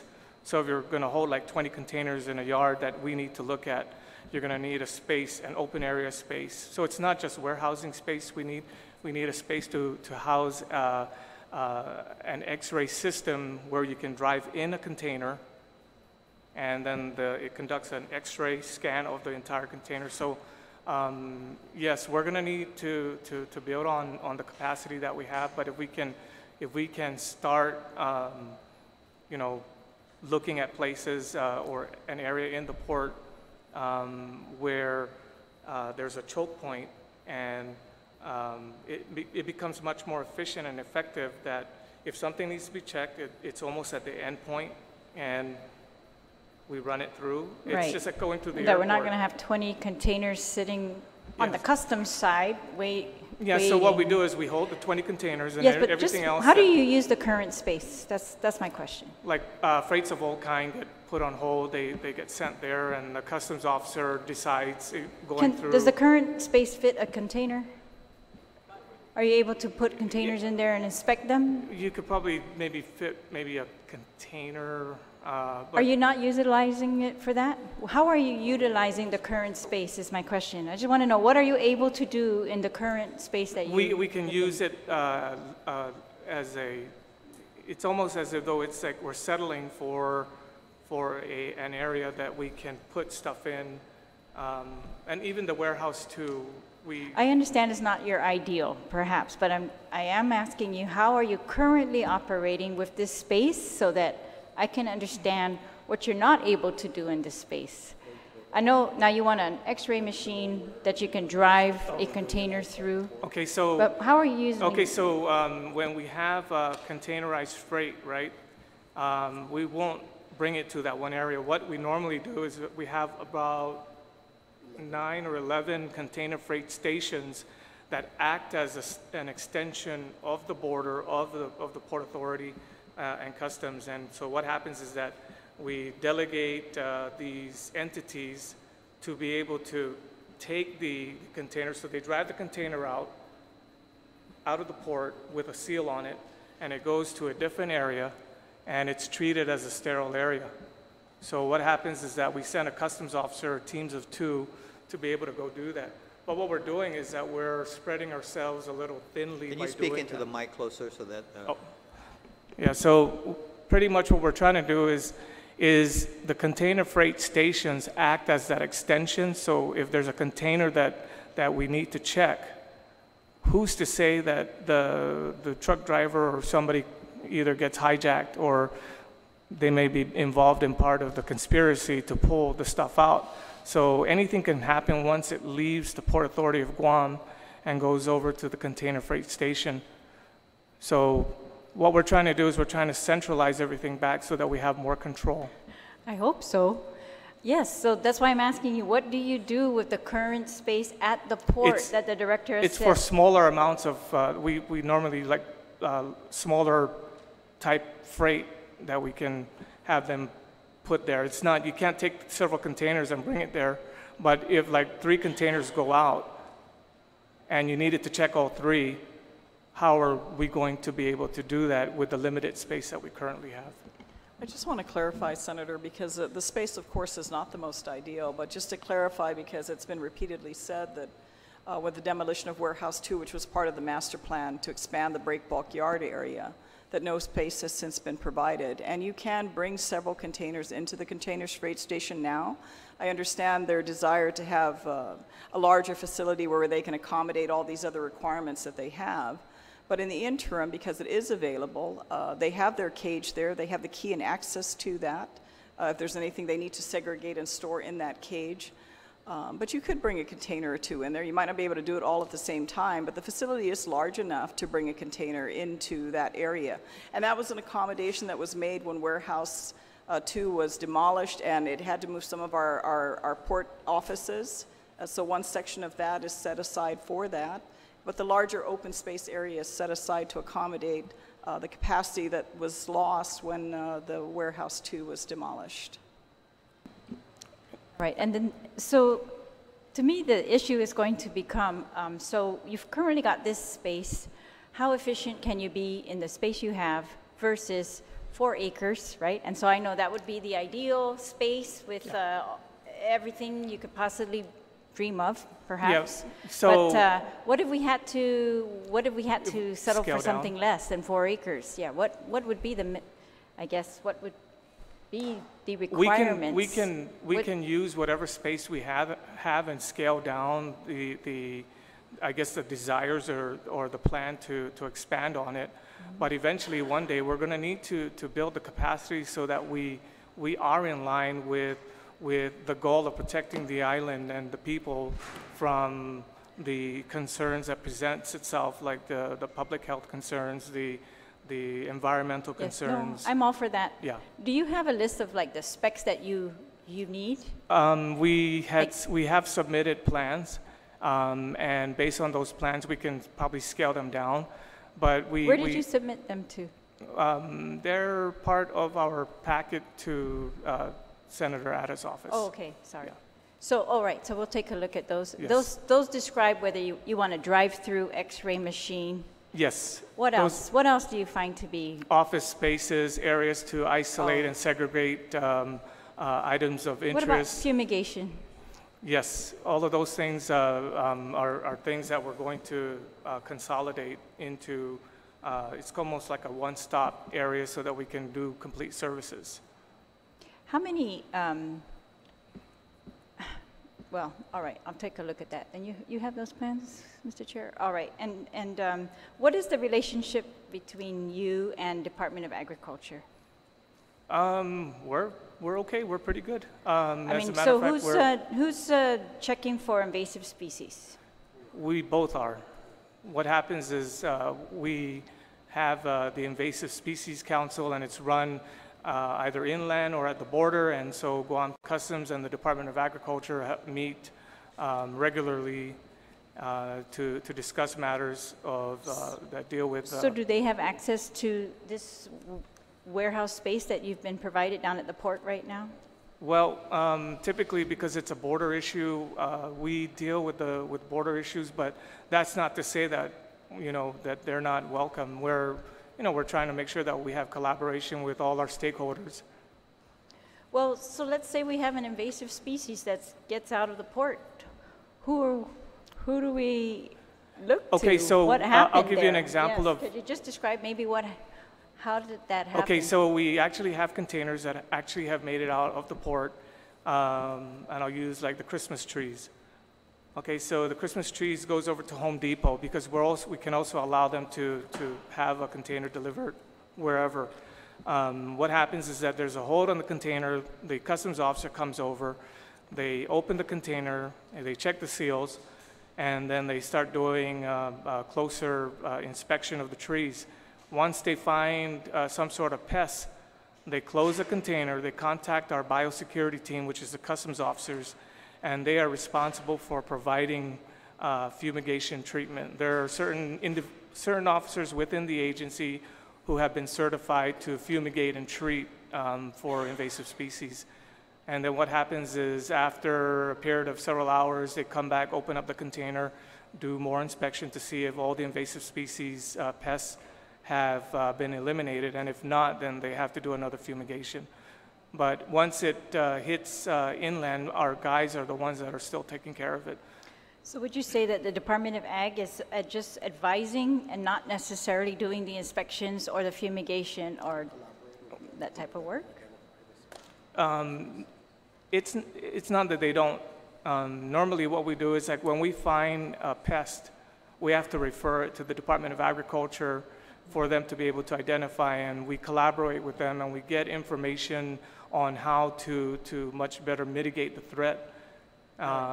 So we collaborate with them. We actually have no problems with the Department of Agriculture. Mr. Hattori? Mr. Hattori, right? Yeah. You're with the but yeah, would you care to step forward and contribute to the conversation? Okay, fine. Okay. All right.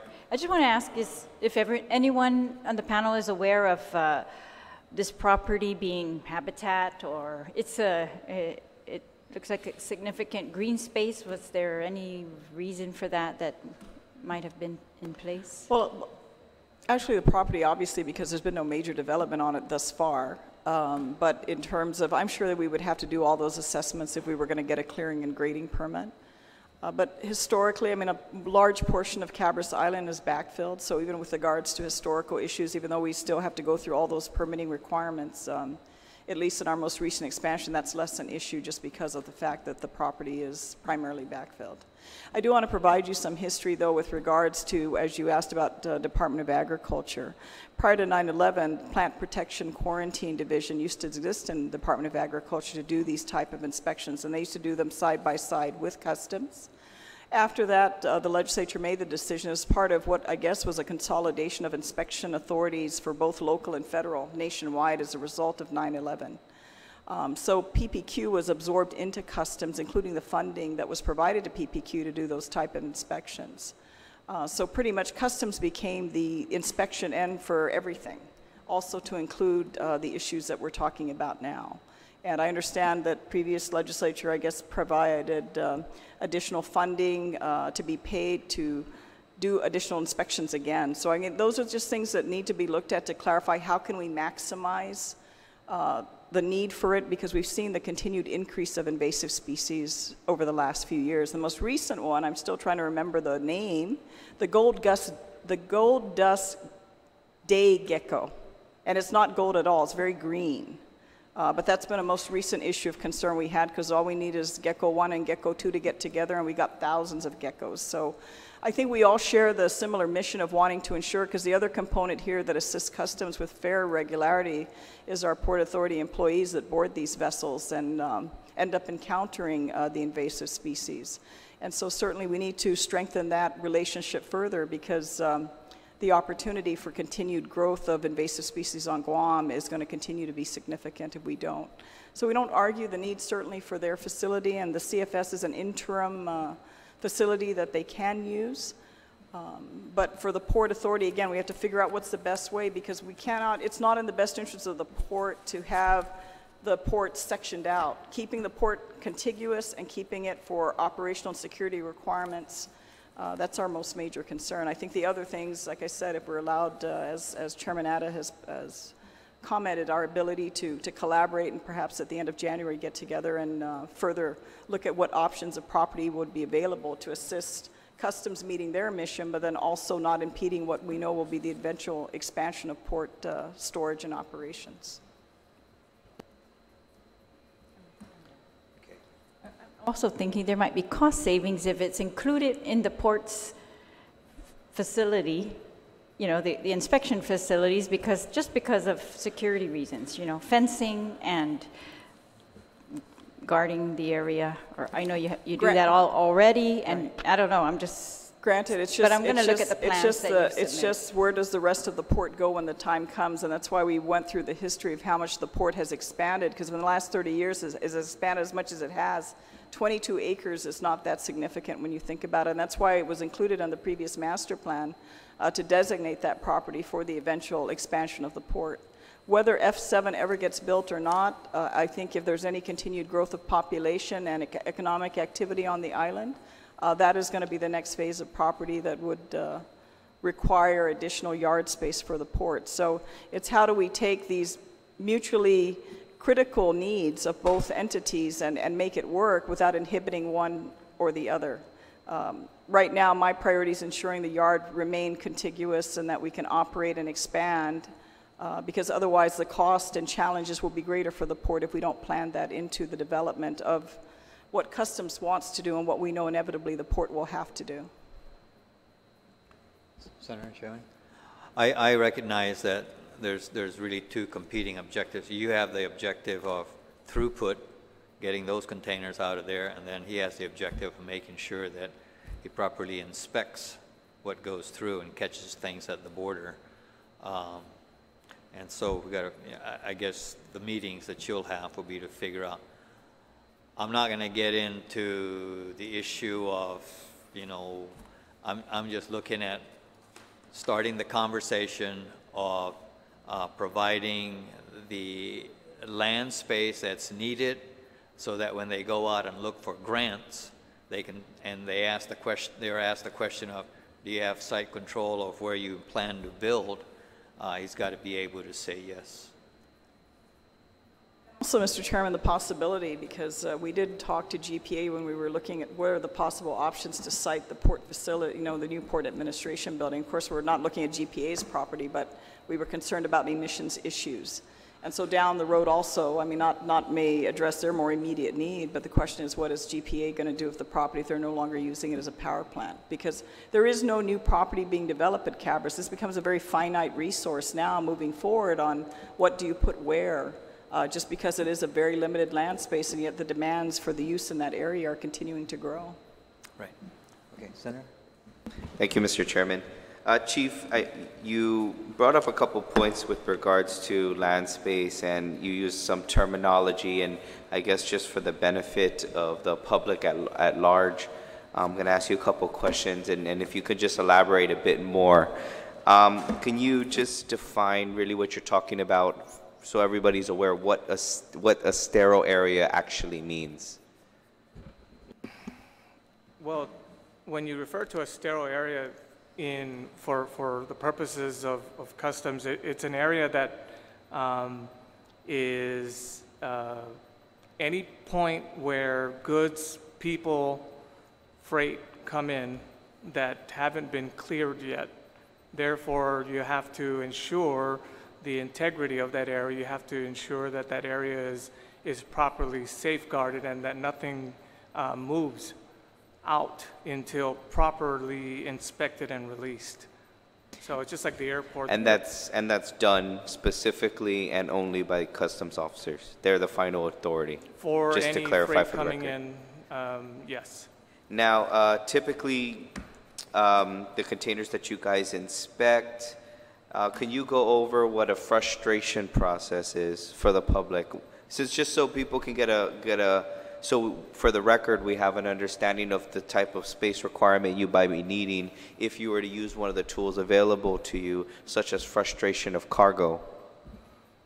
Okay, so when freight comes in and they go to what happens is when the freight comes in, bills of ladings are compiled, and there's an agent that comes to our window.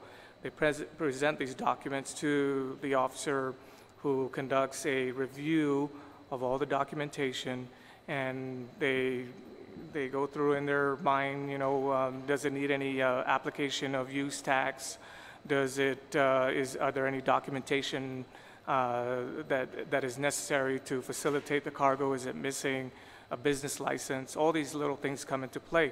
But then also coming into play is this container coming in from an area that's known to either have things of concern like narcotics or invasive species? Does it contain something that may be of a biosecurity threat, or is it something that may harbor weapons.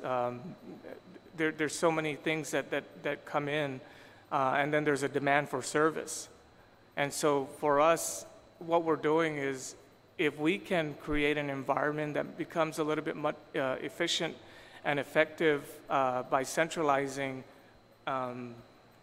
the point in which freight and cargo comes through customs, instead of having to, we do some of the clearances at the window, or then we send some of the people out to the 9 to 11 different container freight stations.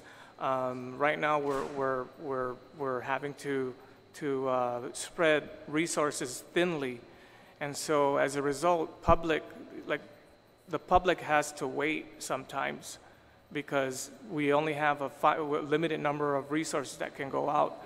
If we could just focus in on, does Customs currently do random frustrations as a deterrent? Frustration, cargo frustration. You're talking about saturation?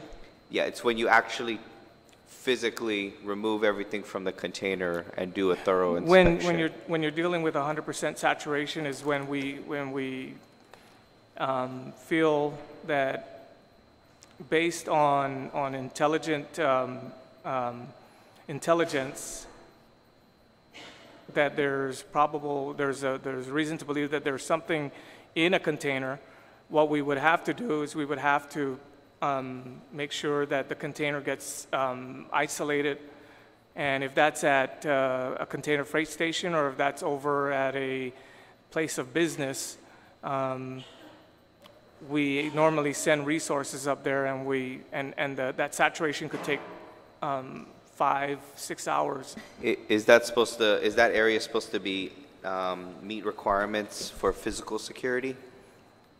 Well, see, what we've been doing is that we've allowed container freight stations to operate, and we've also allowed for containers to be authorized to travel outside of the sterile area to a point outside, as long as the consignee or the person who's receiving the container understands that the container does not get opened until a customs officer gets there and takes a look at the seal that is placed on there and says, go ahead and open it.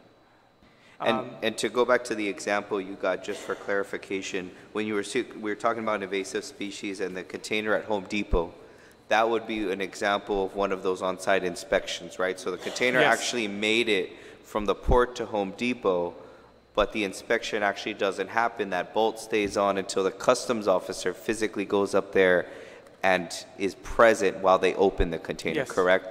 And is that the reason why it still falls under the jurisdiction of the border, because you guys are there on the unsealing? Yes, because we haven't, technically, when the customs officer inspects, what he does at the end is he takes his authentication stamp and stamps the document that this particular freight has been cleared.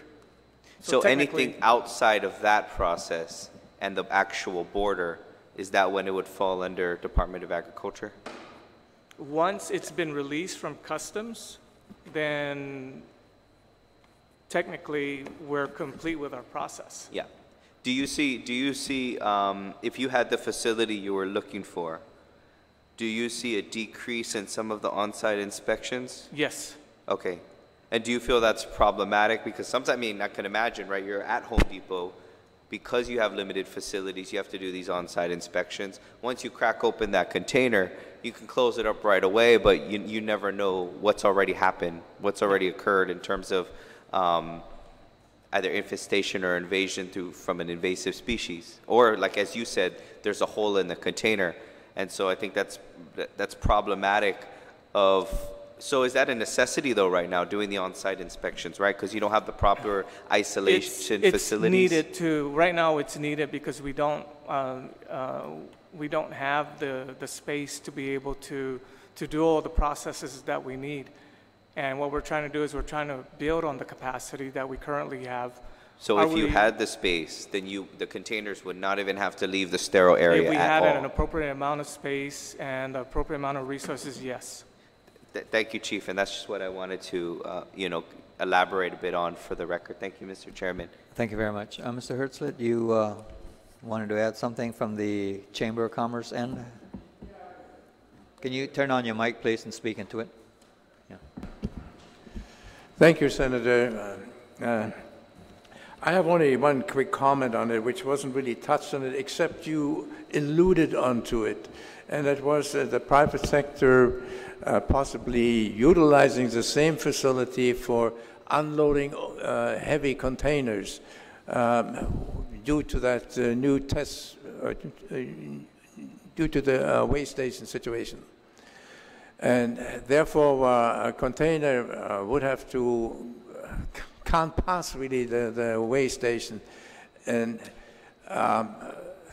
then being handled. It needs to be done before it reaches the weigh station. So that's basically my comment to it. We didn't, it wasn't being talked about it today. Sure. But that's something for the future where we all could sit down and work it out. And I do agree with essentially with Senator Brown's assessment that the port needs to have more space to expand. But there's other areas available at the port, and I think it would be nice if the port would be so kind to show us what would be available. Yeah, actually the only things available is that 23 acres and then the Port GM already pretty much said that actually they're looking at expanding into that 23 acres already. I'm not so sure that there is only, I mean, we're only looking at what's right now available in so-called land areas. I mean, remember, in the world, other things have changed, where land has been taken from the sea, so to speak. Look at Holland, look at Korea, Incheon. I mean, that is all man-made. And we have area at the port where I see some old landing craft still sitting there on the side of the kind of a port area there and rotting away. I mean, basically your concern, Mr. Hertzlet, is space for overweight containers to be able to divan. That's basically what it is. Yes. That would be another conversation. Right. Okay. Are there any other final comments? Yes. Could you please describe this area? If I drove by it, what am I going to see, the area that we're talking about right now? Yes, the 4 acres part. Well, I don't know where they would look at citing the 4 acres, but once you pass the this parking lot, once you come in through Route 11 and you pass the Cabrous Power Plant, you'll go past the bridge, you'll pass the test facility on your left, and you'll see a gate, and that will begin the process of this property connecting to where you see the actual chain link fence and CMU wall, where the truckers go into the area there and go through our gatehouse to come into the yard and also exit the yard. Yeah. So this is inside the gate? We call it like our runway area, yeah. No, it's outside of that right now. Yeah, I think right now there's chassis that's being Chassis parked there, are temporarily being parked there. It's a location where if you were there during construction, Black Construction had their temporary office site. Yeah. And it seems that in looking at the 2007 master plan, it was in that approximate area that had actually been delineated as the space for the customs and agricultural When they were facility. originally looking at it, yes. Yeah. But I would also, like I said, at the other end of the coin, just because of the port's continued expansion, that property probably in the next 20 to 30 years will be needed. In addition, if there's more activity also within the region, I mean, we do transship, we do have to store containers.